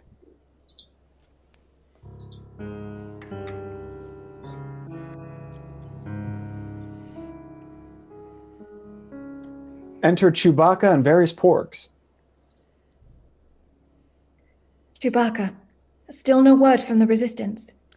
Unfortunately, nay, though me and all my newfound friends attempt to reach them still. Keep trying. Keep trying, prithee. And if thou do reach them, check the status of the fleet and ask them of the health of Finn. It shall be done if I can keep these creatures from eating all the equipment on the ship. Get down, you stupid bird thing. I'll eat you again. Porg! Oh, shut up. Exeunt Chewbacca and Porgs. In all my early days upon Jakku, as I did sweat and toil upon the dunes, my mind did never dream of such a place, of verdant hills and ocean blue and deep, filled with a million mysteries and marvels, land stony with an ancient history. Oh, how I might have laughed at such a thought when all I knew was sand and heat and work. Lo, how my life of scavenging hath changed. Yet, even so, my path doth seem unclear.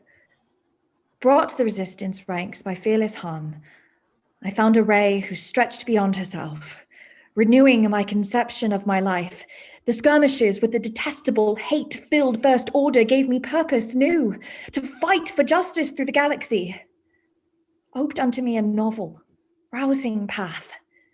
Perchance I might become a Jedi Knight. Apace my skill and training seemed to fly, revealed as I did fight with Kylo Ren. Encouraged was I, yea, though also scared. Now come I to this beautiful location to seek Luke Skywalker and take the next swift steps toward my hoped-for destiny. And what did I find here? One reluctant master, inclined to give me not what I desire. Life shall bring twists and turns as 'twere top. Did ever one live so confused as I? Enter Kylo Ren above on balcony. He and Rey are joined in the Force again and see each other.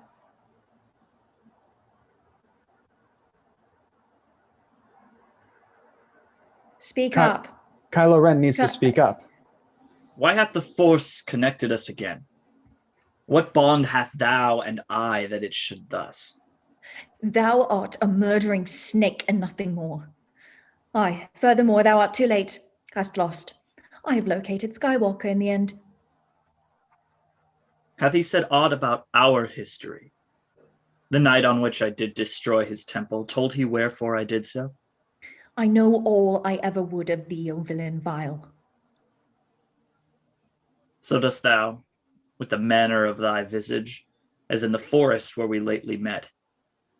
Thou calledst me then a monster. Thus thou art, a monster who would kill of other kind, a monster who would join with evil men, a monster who would thrash a galaxy, a monster trapped in darkness, sans the light. Indeed.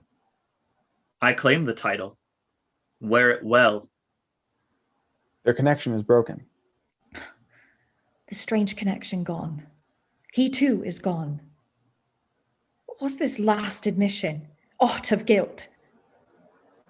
I shall bethink upon it as I may. Gone, yea, but still the elements remain. I see no Rey, yet still receive her reign. Exeunt. Scene 4, aboard the Radis, and in Canto Bight. Enter Vice Admiral Amelon Holdo, Lieutenant Connix above on balcony. Thy scanner beeped, Lieutenant. Wherefore so? 'Twas nothing, Admiral. Debris now past. Exit Holdo. Thus do I play the conspirator today, and should the hidden plan of Rose and Finn. The beep the Admiral hath heard was that of the small transport, ship departing from our cruiser. I must stand with Poe herein, respect Vice Admiral Holdo as befits, yet work to make a better day for us. Exit Connix. Enter Rose, Tico, Finn, and BB-8 below. In transport pod. The fleet hath only 18 hours of fuel. We must make fervent haste to Canto Bight. Comes Canto Bight in sight, now drawing near. And we'll complete our task sans much ado. Sneak in, then take the codebreaker away. Indeed, 'tis the extent of our agenda.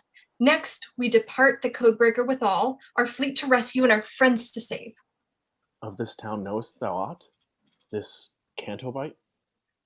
by reputation, not experience.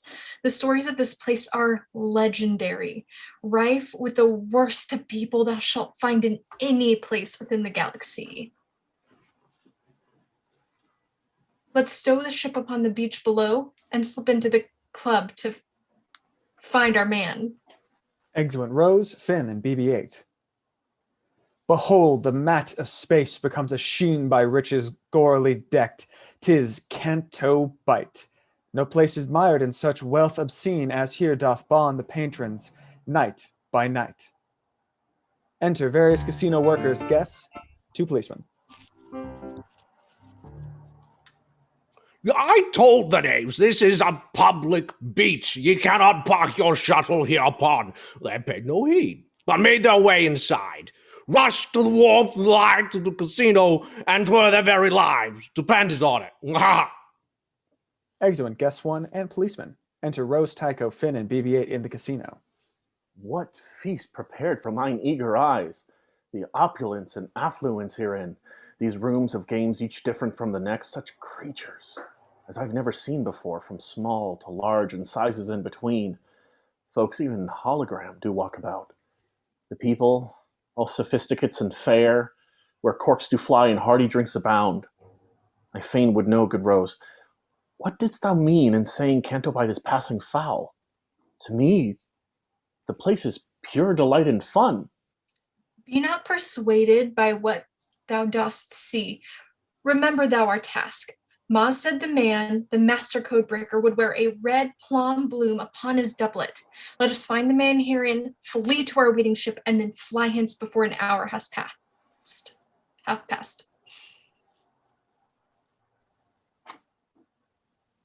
Thou spherical and hearty orange dome, though I am in my cups, I'll warrant thou art some newfangled game for me to play. I'll put in my ducat and try my luck. Zoom, like blue, blue, reach, zwaffle, bliss, blay, blee. But one more coin, and my luck may change.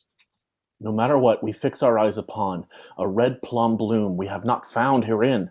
Where is this man of whom Maz fondly spake? The casino begins to shake. Of just one creature have I ever heard, which could be the building shake with such great force. Come, Finn, let's look outside. Yea, there, below, observe the cause of all the tremoring. Down there, and stride upon the racing track.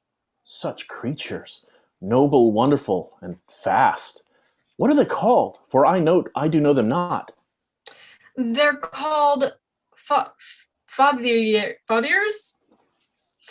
Never have I seen a real one. They are wondrous to behold. This place entire is beautiful, is not? Then where doth it so inspire thine ire? Look thou more closely on what thou dost see. My sister and Paige and I were raised within a mining system, poor and desolate. The rank First Order stripped our hard-earned ore to fund their military, then did turn the weapons they created back on us. A perfect, feeble, helpless testing ground. Forsooth, thou speakest true. I see it now, the jockeys driving Fathiers with a shock, brutality among the Fathiers' keepers, and the children are but playthings for the strong. They did purloin from us all that we had. Who then dost thou imagine these, the people of Canto Bite, may be? There is but one sole enterprise that maketh one so rich, wherever thou art in the galaxy. The industry of war. Thou art has it, Finn. These people proffer weapons for a price unto our enemies. Even the First Order, I would my fist could crush the entire town despite the beauty of the surface of it. Lo, how a rose air bluing for my eyes. The lady shows a striking sense of right. Flit vrood, flig, flibleer, rube, reach, zwa, royal bliss, zoo, flick, flip, blue reek, flick, blue, blee, blav, blue fluve, zood blocks, blee, blay, flip, zoob, veer, blocks, blee, reach, zwa, zoo, blick, blip, please, blip, bleer. Thou foundest him, BB-8? Where is he herein? The red plum bloom we shall behold at last. Enter guest one and two policemen. Red. No, sorry. Enter Master Codebreaker with two ladies. Red plum bloom by my troth, how fine a man! Master Codebreaker will yet succeed. I am no doctor, no, but code breaker. Now comes my tale from Canto Bight with love. These skilled gold fingers mine are used to crack encryption, strong as thunder, balls of lightning. Right is it said, one only liveth twice. Not upon her majesty's secret service am I ever found, for diamonds are forever. 'Tis money, my joy. Live and let the die roll. I'm the man who hath the golden gunny sack, once loyal to the spy who loved me, but now loyal to the gold moon. Rake her in. Again I'll win for thine eyes only, pet. Let me get thee unlocked, oh puss, e'en so.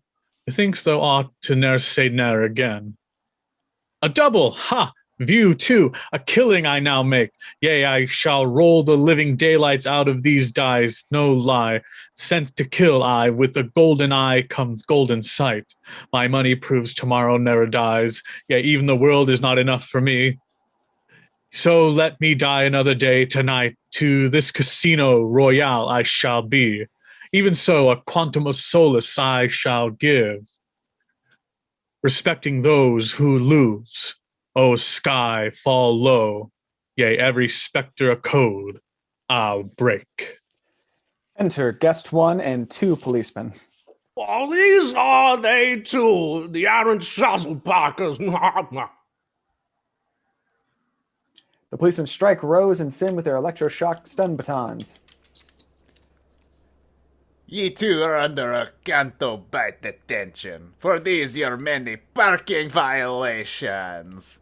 And thou, unwanted naughty little droid, thou hereby art forever banned. Out, out. I don't know. Exit BB-8. Excellent policeman holding Rose and Finn severely. What was that odd disturbance? Dost thou know? 'Twas nothing, pet, some situation droll. Pray, stop thy mouth. This man is on a roll. Excellent.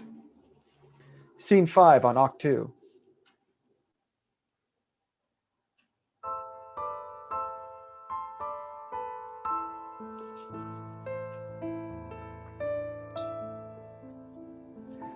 Enter Luke Skywalker on balcony. Enter Rey below, practicing with her quarterstaff. The girl below, what grace and speed and strength. See how she spins and parries with her staff, exemplar of a mighty warrior. Though I have shown to her my harsher side, the truth is that the lady doth impress by her persistence, readiness, and skill. Had I a different past and more life to live and aptitude to take on such as she, I would most gladly train her as a Jedi. What's this? She now doth trade her quarterstaff for my lightsaber, testing newfound skills, even with this unfamiliar tool. She's a talented and brilliant student, getting this natural aptitude I've longed to see. Oh, no sooner had I thought this thought than she had swiped the hulkling rock before her. It splits into her a heated knife through butter and falls straight down the mountainside below. That crushed the caretaker's wheelbarrow. I'll hear of that before the day is through. Away now, Luke, before Rey is aware that thou watchest her upon the craggy bluff. Exit Luke from balcony. Good Master Luke was there. He saw me ply my craft with quarterstaff and lightsaber. He turns aside, that I'll not see him there. What crossed his mind whilst he did watch my drills? Enter Luke Skywalker.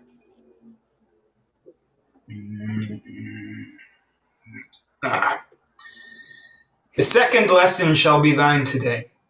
The Jedi, having been extinct for ages, become the things of legends and stories and tales, the subjects for a wandering minstrel's song.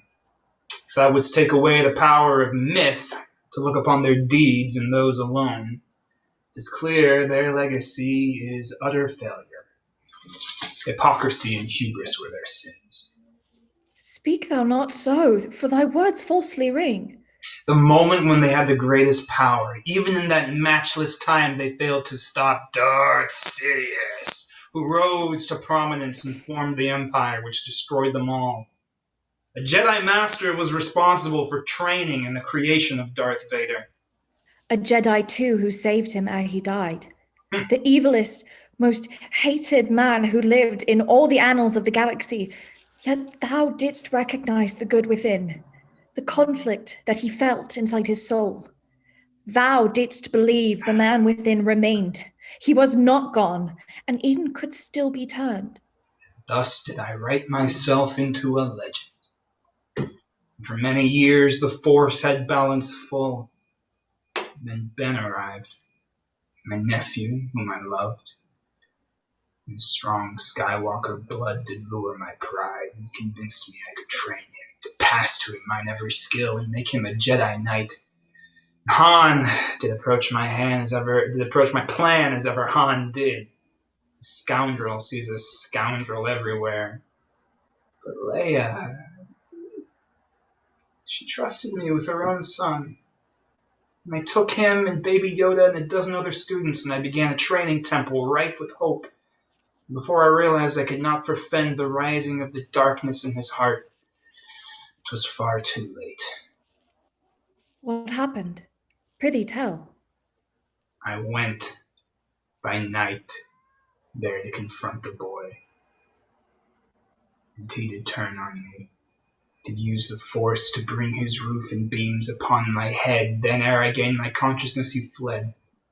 He must have thought I died, or he would have killed me. I roused myself, and from the wreckage rose and saw the temple burning and the emblems wired, my hopes and dreams aflame and spark of ash. Ben vanished with a group of students of mine. Baby Yoda escaped. He killed all the others where they slept, and kind Leia put the blame on Leader Snoke, yet it was I who should be blamed. I failed because I believed in mine own legend. Luke Skywalker, Jedi Master. Perchance the galaxy doth need a legend, aught into which we may put our belief. I someone need to show me how I fit, how I, mere pawn, shall be placed on the board. It was not thou who failedst Kylo Ren. Instead, 'twas Kylo Ren who failed thee. Yet I shall not.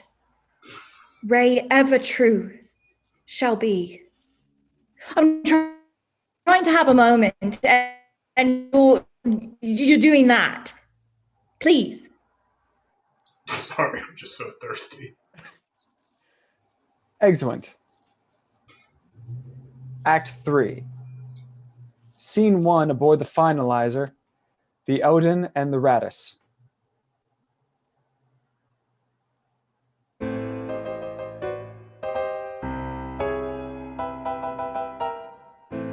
Enter General Hux and Captain Peavy aboard the Finalizer.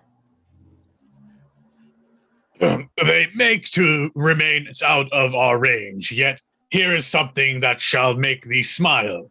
Their frigate medical is out of fuel, with shields unarmed, and 'twere a sitting duck. We witness the beginning of their end. Destroy it! On the instant, let them bleed. Exeunt Hux and Peavy. Enter the captain of the Adnan above on balcony. Enter Vice Admiral Emmeline Holdo, Commander D'Arcy, and Lieutenant Connix below aboard the Radis. Enter Poe Dameron aside.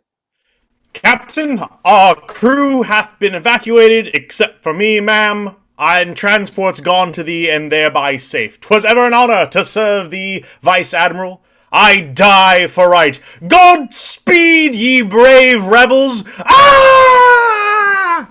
Captain dies above, and the Andanon is destroyed.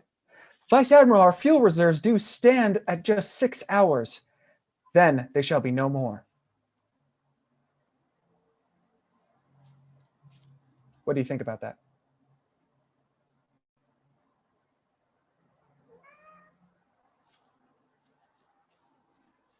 You're right. We should maintain our current course. Maintain our steady course.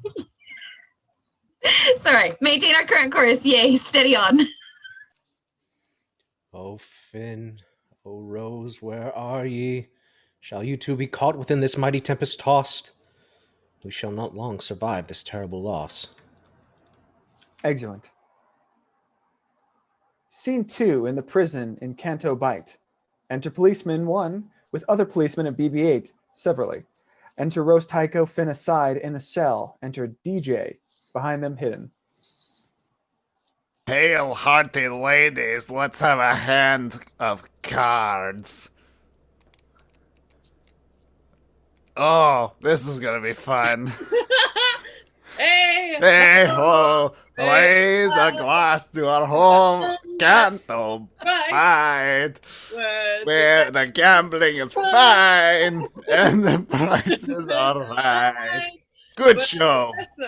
All rich, but their tips are all salad.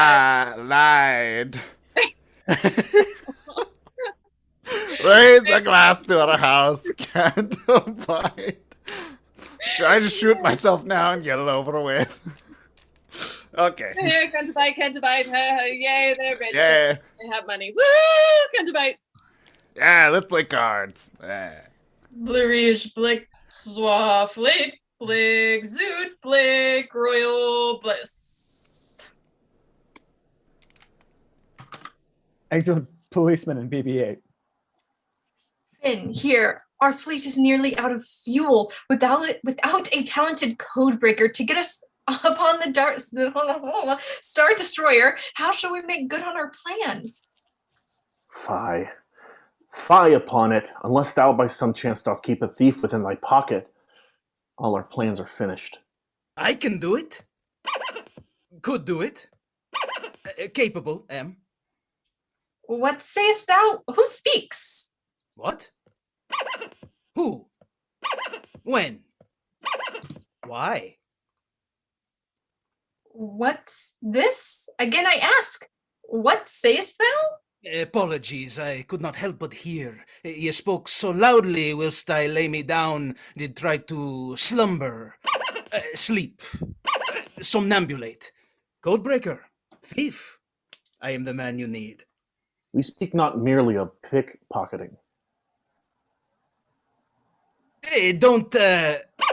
Does he... do not judge me by my raiment. Long have I been familiar with the codes the shrewd First Order useth. Yea, long time. Is it...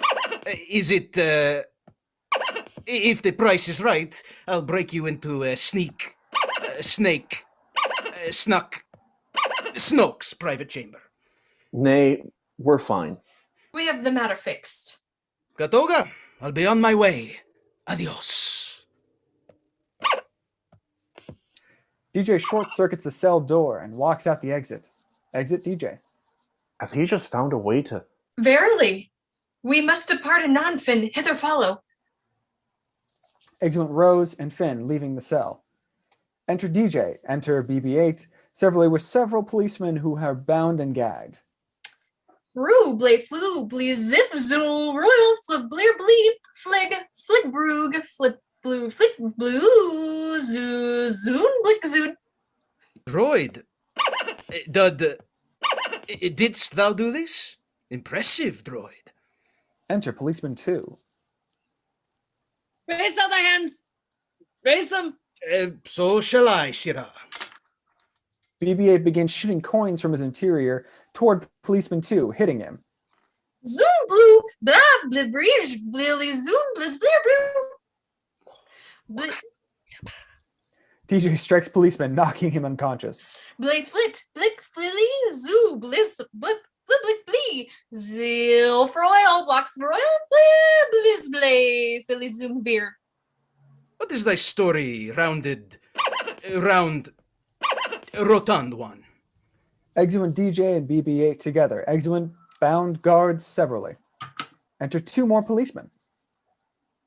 Oh, we're different. The knaves did run this way. Lock down the exits ere they make the escape. Look, sir, a hole. They flee within the sewers by my troth. I ain't going down there. All policemen walk aside in pursuit. Enter Rose, Tycho, and Finn. My nose found not that cesspit to my liking. The Cantobite police shall come forthwith. What shall we do? I fain would know thy thoughts. Enter several fathiers. Yea, gentles, pray attend the voice of one you may hap. Look on the suspicious eye. We are not brutes, no beasts, but fathiers, grand, graceful, and giant, noble steeds. Steeds considered prisoners on Canto Bight are lost, but ta'en from those that stables unto the racing track, and run fast as so Canto Bight's rich citizens may have a moment, and great mirth at our expense. Then back into our pens, inadequate, too small to lie down. We are made to stand until our joints and bones are calling out in release for yet another race, an endless cycle built of slavery. We shall help you escape if you help us. Yea, we'll release these sons a second thought. O brave and noble creatures, much abused. Enter stable children, Arashil, Oniho, and Temiri. Fear not, ye little ones. I prithee, do this symbol you do recognize. I'll wager. We come from the resistance. Can you help? Sweet children, thank you for your constant kindness. Come now, resistant soldiers, on my back, and we shall raise a storm more violent than the residents of Canto Bight e'er saw. Rose and Finn climb onto Fathier One's back. Chaos ensues. Go, go, resistance! Go and fare ye well! Hold tight unto your seats, expectant crowd, and you shall see the Fathiers take their flight. Policemen left behind in the dust and cloud while Fathiers make stampede through Canto Bight.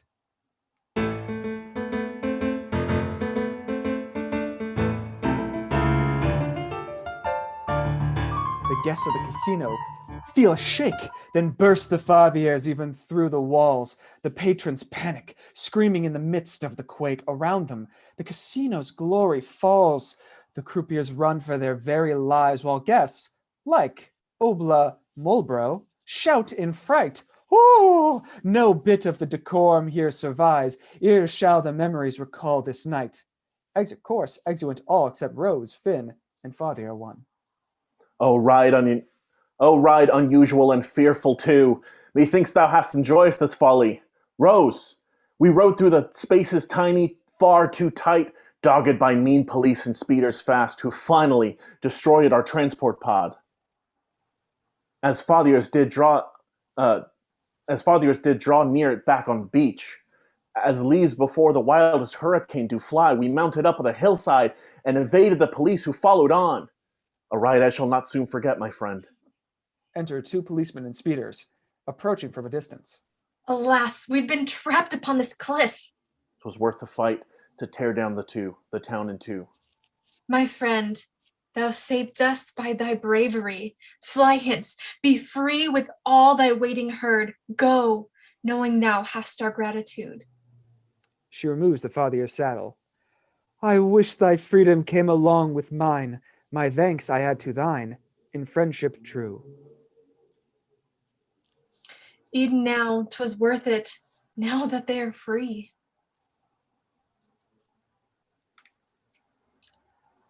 Blue zeal, frill broil zoom blay, flit zeal, friege fleer, blab, flilly zoos, blee bleak zoo, blue zood, flew blease. Cunning BB-8, fliest thou this ship? Enter DJ behind BB-8 on the Libertine. Hola! Necessitate... now... Need a ride? Reluctant allies of this man are we. They who would beg cannot be chooser be. Cannot the choosers be. Exeunt Rose and Finn on the Libertine with DJ and BB-8 evading the police. Scene 3 on Oct 2.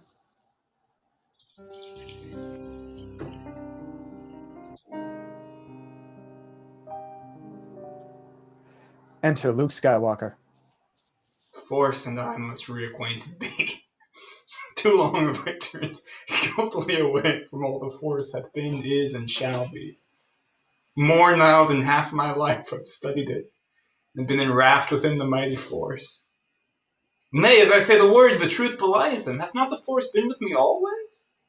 Yea, even as a baby brought by Obi-Wan to Tatooine and my adopted parents. Even as I grew, though ignorant of it, the Force was there, around me, near me, in me. I was afeard. My training hopes were dashed, and in my fear and doubt I hid myself. Closed off was I, uncertain and alone. And though I was dwelling on this sacred island, holy shrine of ancient Jedi practice, the Force I neither sought, nor felt, nor used. Come, Force. Again, Luke Skywalker doth reach. I feel the island, yea, all of Act 2, too. The entire galaxy I sense, indeed. Reach out unto thy sister.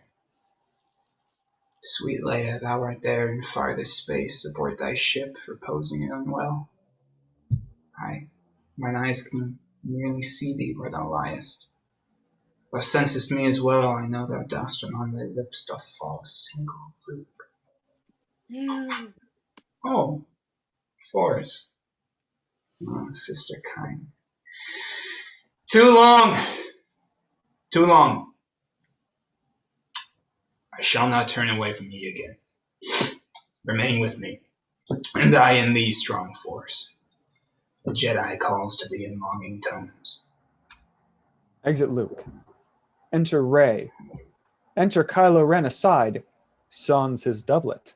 They are joined in the Force. I'd rather not be in thy presence now. Yea, also could I say the same to thee? How shall I speak to this t-shirted man and hope to focus on the conversation?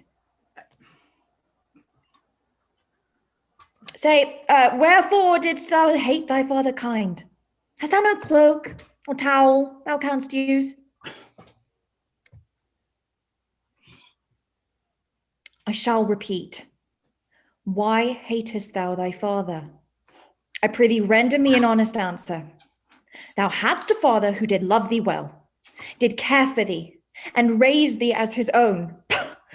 Weep by angry tears to think upon it.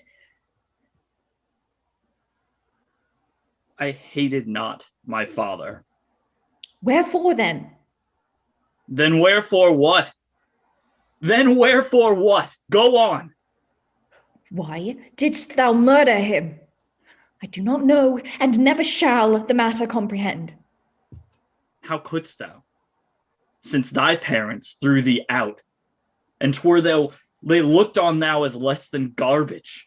It was not so. Aye, 'twas, and yet thou needst them, and cannot stop thyself from needing them. Belike shall ever need them too. Son, cease! It is thy greatest weakness.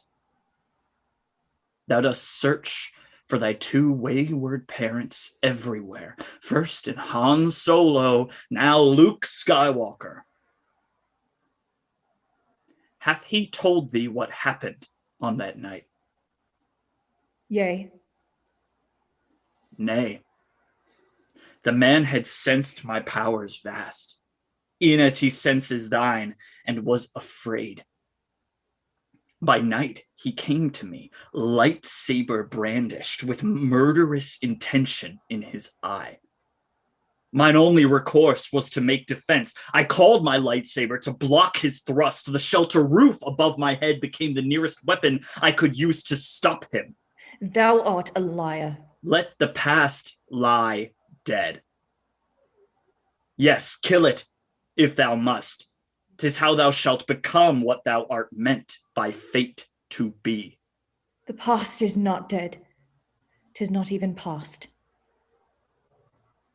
Kylo Ren turns aside. Veiled. Bethink thee on my words. Belike we shall discuss these things again, as wills the Force. Relieved of this most unexpected visit, erupting with both doubts and qualms, I'll walk. Ye rambling ocean waves, what can ye tell me? Search I below, the place against which Luke cautioned. Toward the swampy mouth I scuttle slowly. Alas, brought down beneath the ocean cold, low under I shall sink, so get thee up. In now of drowning thoughts I float above. But what, pray tell, is this I now espy? In some strange-looking glass, of magic made, like music or kind voice, it calleth me. I touch its surface, and behind, though I cannot the how raise, multiply at once, eventually scores of me do show. We stand in an unbroken line of clones, one body to another, each a copy. Unshaken, I do slyly raise my hand, like fit machine, the rest all do the same. Did I, though, set the first wave off? Was't me? Methinks by chance I merely am the midpoint. As I do twist my hand to here and yon, keen still to know the source of this enchantment. E'en then I view myself before, behind these 1,000 copies, each repeating too. How odd this is. I snap my fingers once, exactly now, behind and now afore, my faithful set of copied sisters snap. All full with panic should I be, perchance. Still am I calm. I know this somewhere leads, shall show me what I came to view therein. Expose, I bid the glass, mine absent parents. Some shadow doth come close on the other side. Yet, as the haze doth lift, I spy what's there. What I do glimpse, my self-same visage here. Well, I did think I'd, in this cave, get answers, not cometh. Zounds, alone have I been ever. Nay, thou art not alone. Nor then art thou. 'Tis not too late for thou to turn toward good. My hand I do extend to thee in peace. As I do mine, in the hope of partnership. They reach their hands toward each other. I feel the touch and see a future bright, wherein the man doth deeds which presage good. I feel the touch and see a future sight, wherein the woman worketh by my side. There's light inside this man, his destiny. I had not dared to think it would be so. There's dark inside this woman, 'tis her fate. I had not dared to look for such an equal. Enter Luke Skywalker, seeing Rey and Kylo Ren connected in the Force. Nay! It must never be! Desist anon! Exit Kylo Ren. Is true what he hath told me of thine actions? Didst thou, in anger, try to kill him once? Depart at once from this most sacred place. This island holds no welcome for thee yet. Luke begins walking away. Stop, thou, and listen. And if thou shalt not, I'll make thee. Yea, I shall not shun a fight. Rey knocks Luke down with her quarterstaff. What thou the one createst, thou, Kylo Ren? Though I have not for years known combat, still I shall not let her best me in her rage. Luke parries and dodges her, defending himself with a rod. They duel. Thou shalt give me the answers I desire. Nay, in thine anger thou shalt never win. My quarterstaff is not enough for thee. Then feel the power of thy lightsaber. Rey calls Luke's lightsaber to her, engaging it as Luke falls. Thou art belike less powerful than thou thinkst. Tell me the truth of what did hap that night. I saw the darkness in him, all around. I sensed it building in him day by day. Full many moments as I trained him, the darkness rose, and I bore witness to it. I went to him by night, whilst he did sleep, and looked inside the man. There I did see the darkness far beyond what I'd imagined, and Snoke had already turned his youthful heart. Ben Wood I saw breed pain, destruction, death, the end of all that I had ever loved because of what he would one day become. And for one brief moment, most unfortunate moment, mine instinct called on me to halt this future and keep it from becoming reality if I could. And I brandished my lightsaber. Yet even as I did, the impulse passed, and 'twere were a momentary shadow. And I felt them only shame. Yet consequence did follow on, as I saw Ben awake, and behold his master and his uncle with a bold lightsaber held too near his head, and the last thing I observed were his two eyes, the eyes belonging to a frightful boy whose master failed him utterly that night. He called his lightsaber, brought down the roof.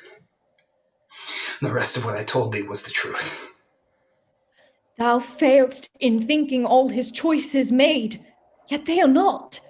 There's conflict in him still.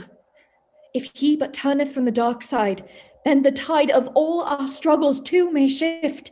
This could be key to how the resistance wins. This scene shall not play out as thou dost think. It shall indeed.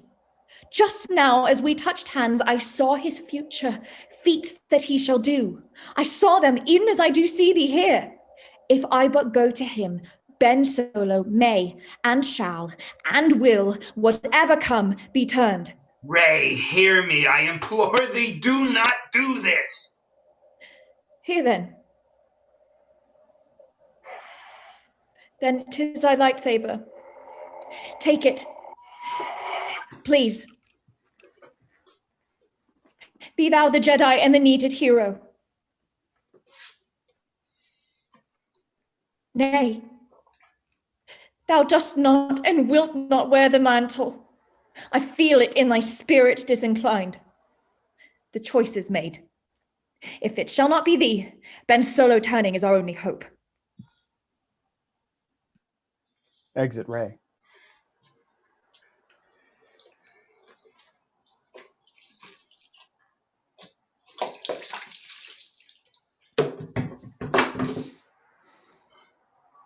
O heavy heart, and odious result.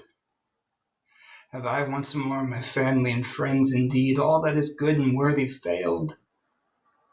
Below me Rey is gone, this for good, as flies the falcon from the island shores. What vanity hath brought me to this place? What grave mistakes and petty arguments? How hath Luke Skywalker become the man who would refuse to fight for what is right? Methinks mine inclination hath been proven. The time arriveth for the Jedi's end. Whatever made us with such large discourse, looking before and after, gave us not that capability and godlike reason to rest in us unused. And now, whether it be bestial oblivion or craven scruple of thinking too precisely on the event, a thought which quartered hath but one part wisdom and ever 3 parts coward, I know not why yet I live to say this things to do when I have cause and will and strength to do it. My thoughts be action or be nothing worth. Upon the instant I shall take a torch into the Jedi tree. I'll go. Luke finds a torch and approaches the Uneti tree. I shall not wait for Jedi's end, but bring it. Shall be the cause whereby the Jedi cease, no more to plague the galaxy with failure, with ignorance, or what the future holds, with arrogance, or what time doth need. Come flames and put an end to Jedi folly. Enter Ghost of Yoda. Master Yoda. Visitation rare. Young Luke Skywalker. Not hast thou, peradventure, expected me here? I shall end all of this. The tree, the texts, the Jedi. Burn the very center with its ancient wisdom, tones, and mystery. Its pyre shall light the start of, I don't know, some new age. Yet even on a moment fails my strength. I cannot burn it, yea, it means too much. Lightning strikes the tree, which bursts it into flames. Is the tree alight, but not by my hand? And Master Yoda giggling all the while? I shall protect the texts, save them from ruin. Yet even as I try, another blast doth rock me back upon the stony ground. 'Tis far too late, the sacred texts are gone. Earnest Skywalker, missed thee have I, by my troth. Ere wert thou solemn. Thou helpest it to burn? Thus it is time. The Jedi order to meet its end. Forsooth, time it is. For thou, Luke, to look beyond a pile of books, old. The sacred Jedi texts, not merely books! Read them, hast thou then, Neither page-turners they were, nor hit folios. Wisdom held they, true. The library, though, contained not which Rey hath not. Oh, good Skywalker, still looking to the horizon, not at what's here, now. I was unwise and weak. A Jedi fool. Thou lost Ben Solo. That much unchangeable is. Lose Rey we must not. I cannot be the thing she needs me to be. Heed'st my words, thou'st not? Pass on what thou hast learned, not in part, but full. Strength, mastery, yes, yet also weakness. Follow failure also, yea, failure most of all. The most immense, profoundest teacher, failure is. We are what they grow beyond. 'Tis the burden true of masters. Us, too.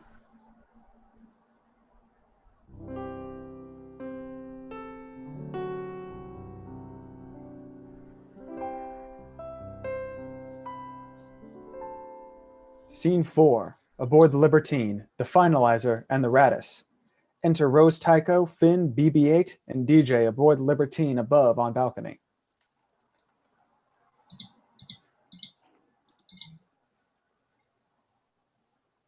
Four parsecs still remain. This ship doth move. I hope 'tis fast enow to be in time.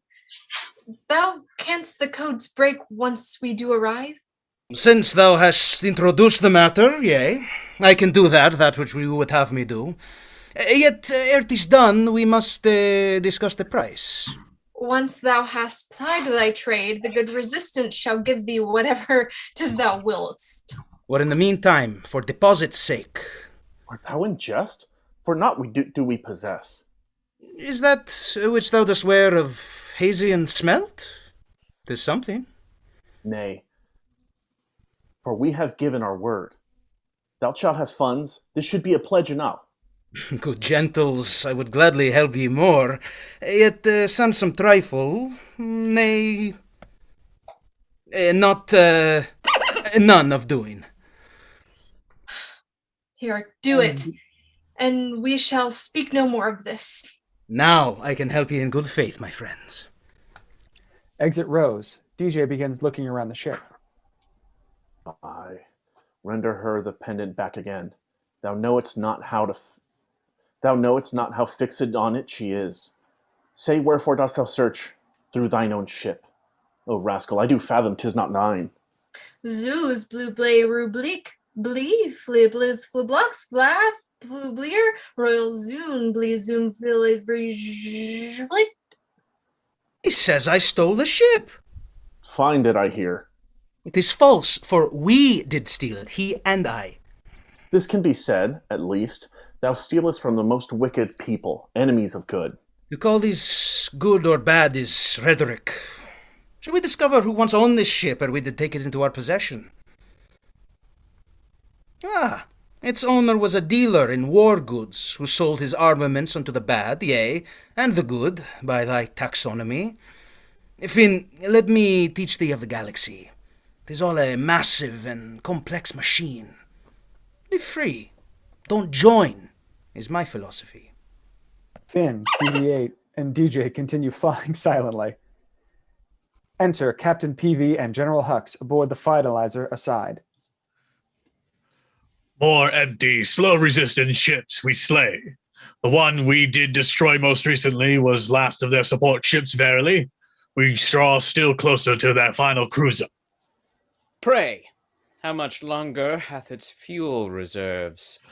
Our calculations say it's critical. Exeunt Hux and PV. Enter Vice Admiral Holdo, Commander Darcy, and Resistance soldiers on the bridge of the Radis. Enter Poe Dameron on the bridge. I ask my name for the uprising tyrant. Is Admiral Holdo here upon the bridge? The Admiral hath banned thee from the bridge. I bid thee, let us not play some foul scene. Nay, let us. 'Tis a scene shall serve me well. I'll take the stage to Holdo Cross and see some evidence of her sagacy. Vice Admiral Holdo, hark! I'd speak with thee.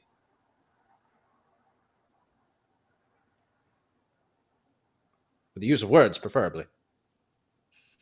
Every time the flyboy from his hive hath hither come, prepared to sting the queen and take her honey.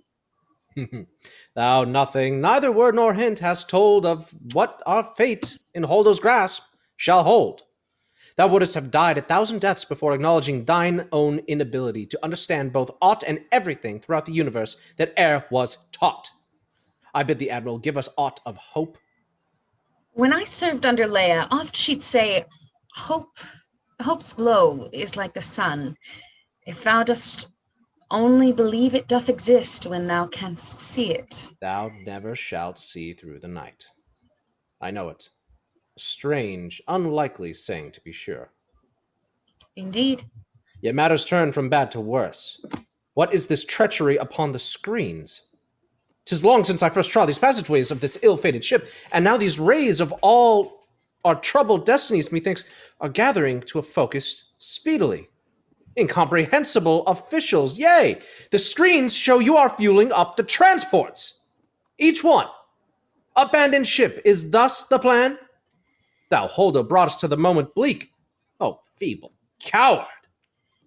Those few transport ships, unarmed, are unshielded, unprotected. Should we this cruiser leave, our end is nigh. Our fate is sealed, our destiny is fixed. We stand no chance of seeing our tomorrow. Fie, cowardice too soft a word for thee. A better word is traitor, by my troth. Guards, come and take this man from my bridge. Exeunt Holdo, Darcy, and all Resistance soldiers save Poe. Finn, hear me. Holdo's purposes would be place the crew aboard the shuttles to forsake the ship. A fearful idea suddenly doth drive the blood in torrents in my heart, so that for some brief time I had relapsed into insensibility. I fear that thou and Rose shall not return in time. I pray thee, tell me different. Where are ye? We make our way towards the fleet anon. So near are we, and shall arrive forthwith. Severally of imitation hath seduced our admiral to error, Finn. Hath the master codebreaker attained? Thee is a word too delicate for now. Try a master codebreaker we found. We shall the tracker disengage, my friend, but buy us time, and we'll fulfill thy need. Here is no doubt inaccuracy and misunderstanding both. 'Tis well, come soon. The time hath come to tell the admiral. Exit Poe. We're coming to the vast First Order fleet, yet if we caution show, we'll not be seen. And cloaking our approach thus to remain free from the snooping senses of their scopes, we cut a small incision in their shield, like a sly physician plying surgery, and slip betwixt with cunning trickery. Now we are through. Codebreaker breaks the codes. Exeunt Rose, Finn, BB-8, and DJ from balcony. Enter Vice Admiral Haldo talking with Poe Dameron on the Radis. Enter with them Commander Darcy, Resistance soldiers, Lieutenant Connex, and Resistance pilots. A worker from our maintenance division, a stormtrooper, a droid, a codebreaker. They walk into a what? And why? And where? Is this the start of some unwitty jest? They do attempt to save us and our ship.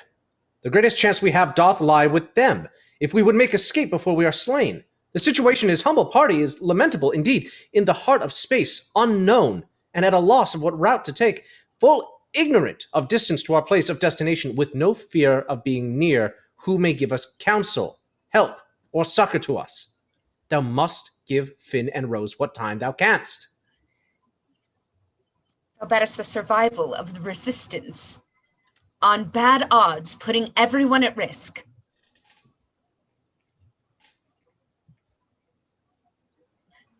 There's no time for foolish nonsense, Poe. I prithee, swiftly load the transport pods. We must get clear of this overpowered cruiser.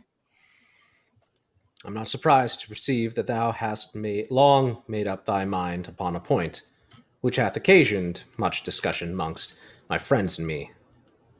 I thought thou wouldst say. Poe, Connex, and pilots raise their blasters and aim at Haldo, Darcy, and soldiers. Vice Admiral Haldo, hereby I relieve thee of command of this ship, our final ship. I do so thinking only of our survival. Survival for our crew, our ship, and our resistance, too. I hope thou knowest well the consequences of thine actions here. Indeed I do. This shall remembered be. 'Tis well we spoke in time. We shall get unto a place of safety soon as possible. I shall away unto the bridge at once. If they move, feel free to stun them all. Exeunt Haldo, Darcy, and soldiers guarded by pilots. Exeunt Poe and Connex, severally.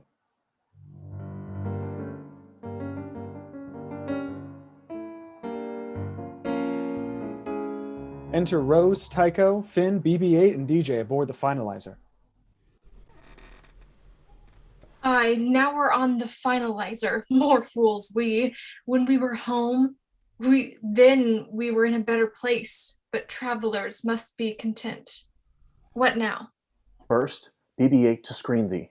Now, put this box atop thy droidly frame, and feign thou art a mouse-like droid that fixes. Blocks, Bablis, Flu, Zoom, Fillerige, Royals, and Royal. Enter the wicked droid BB-9E aside, scanning the others. Rev, Wo, Fa, Blir, Rev, Rel, Blah, Flee, Ben, Zay. Exit BB-9E. We almost have arrived. Be not afeard. Here stands the door whereof I told ye both. Forthwith we'll see the tracker just behind. This is my moment then, and I shall do it. DJ short circuits the door panel using Rose's medallion and then returns it to her. The hazy and silver, steel, smelt, best conductor. Thou gavest me, and I to thee return. Thou art most welcome for thy silent thanks. A plan to make return unto the fleet should be our next endeavor. Thinkest thou not? I know where we may find the nearest pods, with which a fast escape we can soon make. Of course thou dost. Knows he the means by which he may make his escape at every turn? Was ever hero quite so slippery? Enter Poe Dameron and Lieutenant Connex above on the balcony of the bridge of the Radis. Speaking to the others via communicator, throughout the following scene, action occurs above and below. Sweet BB-8, I bid give me news that shall immediately, like the murmur of water, fall most gently upon my ear. Blizz, zoom, zood, flay, flib, blue rook, blue blocks, blee. Poe, we have almost finished with our task. Now make the cruiser fit for lightspeed jump. My friend, our evil destiny pursues us as if in exhalation. Ready we shall be. Unto thy noble task, forthwith. Enter C-3PO and several resistance soldiers on balcony. Clear ye the bridge, and take the officers unto the hangar. There with Admiral Haldo. Exeunt all people on balcony except Poe, Connix, and C-3PO. Commander, or Captain Dameron, Vice Admiral Holdo, lately searched for thee. Indeed, we spoke. That motley drama, oh, to be sure, it shall not be forgot, good droid. Sir, thou art here upon the bridge, and press the buttons of the ship as though thou wert in charge. I almost am afraid to ask. Good instinct, 3PO, or misery. Is manifold. Proceed with this in mind. I shall shut down the light throughout the ship, to focus all our power for light speed. Yet what is this that doth transpire below? I see upon the screens that Haldo and her group of willing conspirators attacked the pilots that we did leave behind to guard them where they stood. Seal the doors! Our time is nearly past.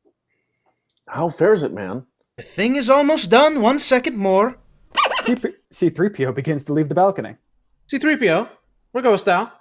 Thy talents are of no common order, and thy powers of mind gigantic are. I'll need thee here. It would be quite against my programming to join the party of a mutiny. It is a point of protocol, correct. Should I engage with mutiny hereon, the bounty on my head could be enormous. The door to the bridge begins to spark and flame. Alack, what danger new comes hereupon? Finn, there are circumstances which, when coupled with the late events, given an unworldly and pretentious character unto this instant. Dost hear?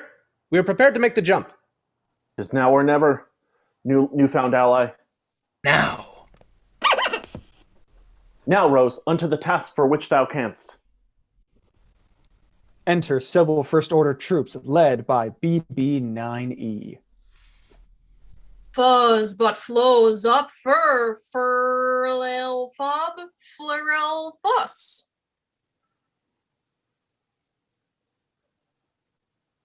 Yea, there, put thy hands up and drop thy weapons, else we shall make a forfeit of your lives. Get down. Must I repeat, down or be dead.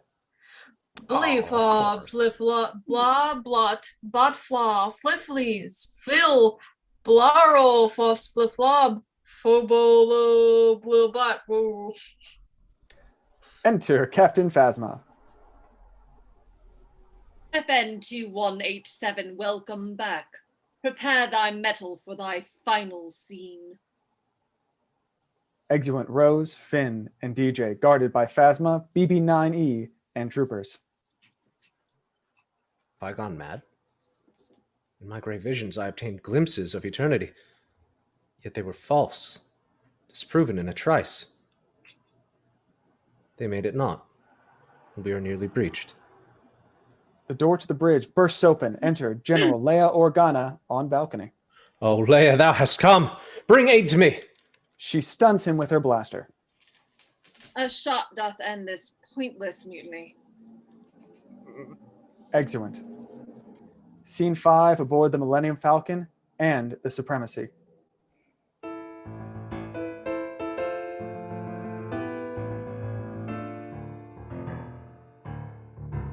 My life of scavenging I left behind when I departed my old home, Jakku. Yet one more scavenge made I on the island. The sacred Jedi texts I have attained, to keep them safe, since Luke refused to join us. Forgive me, noble ancient Jedi line, and all who went before for thievery. I did but steal to save ye from the grave. Enter Chewbacca and R2-D2. 'Tis time, Chewbacca, for my fateful launch onto Snoke's ship, the feared Supremacy. As soon as it is done, pray get you hence, jump to light speed and out of range again. Stay there until I signal thee to come. I'll do it, though I worry for their life. Brrr.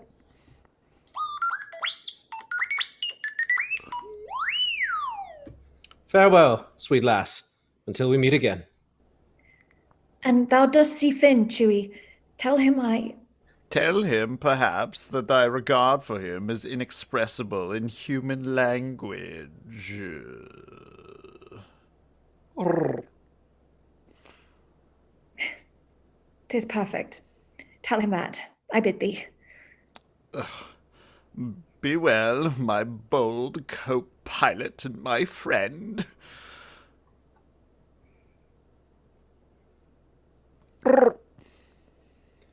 Go with hope and courage, gentle Rey.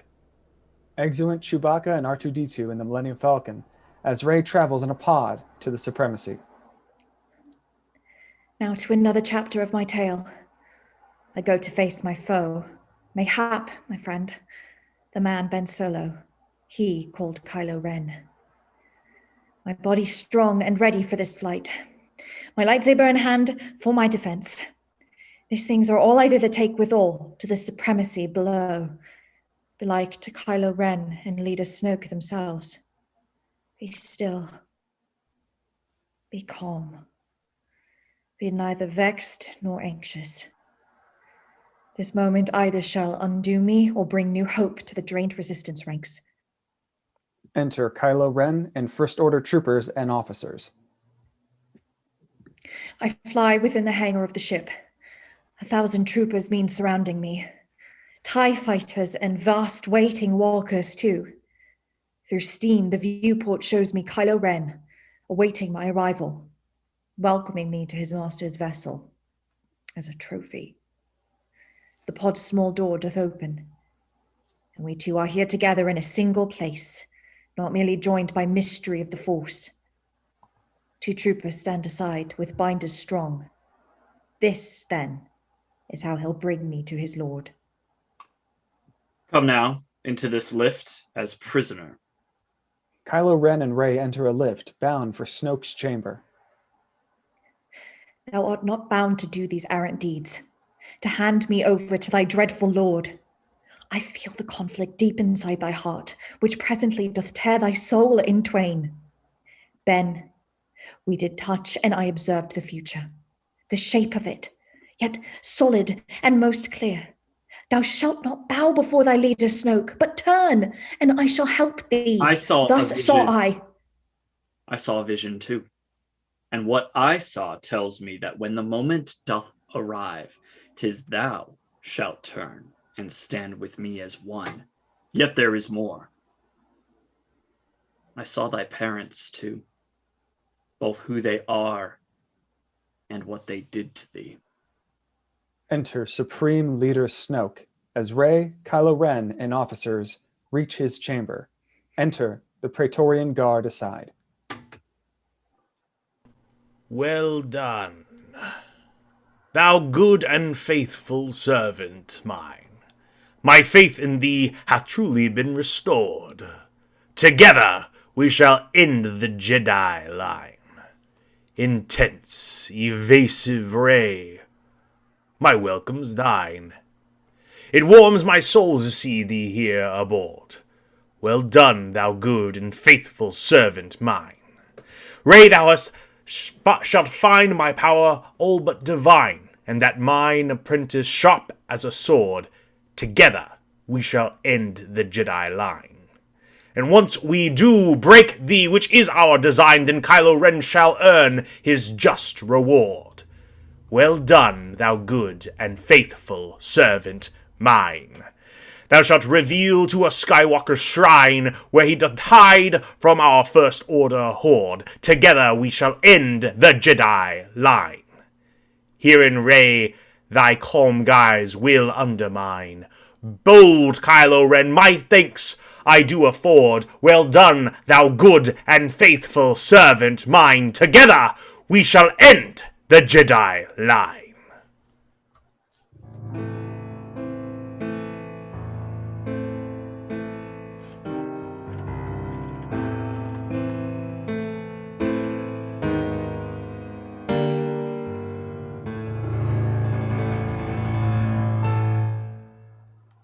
That is where we will end part 1. Nicely done, everybody. I mean, I feel like BB9E's mustache was a stroke of genius. I also feel very bad for John, who was in desperate need of a shower. I would assume he's already in one. That's great. Thank you. Maybe, I don't know, Jeff. He's kind of making a play for Snoke with that bathrobe.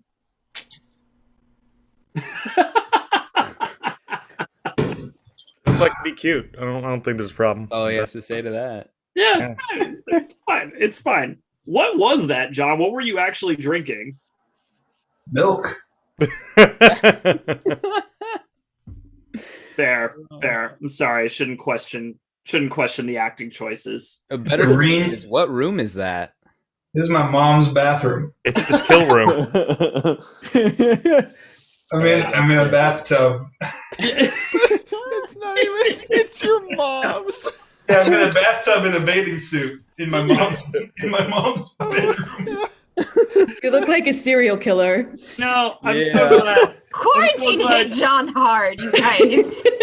I'm so Leave glad him that alone. your mom is so supportive of your acting choices, John. Yeah, and she helped put this up. My mom's. Aw, Mom. Aw. And you know what? She's watching right now. Hi, I Mom. know. Hey, Mom. Hi, Mom. Her name's Karen. Thanks, Mom. Everybody say hi, Karen. We love you. Hi, Karen. Hi, Karen. We love you. Good job, Thanks for being Karen. our only audience member. Thanks for helping. Oh. So we have part 2 coming up next week for Jedi the Last, and then we will be going into the merry rise of Skywalker after that. So we have 3 more before the end of the Star Wars readings, and then who knows what we're going to do at that point. That's all TBD, even for us. But we made it through the largest chunk of Jedi the Last. So now, obviously, there's a lot of questions out there, like who is Snoke?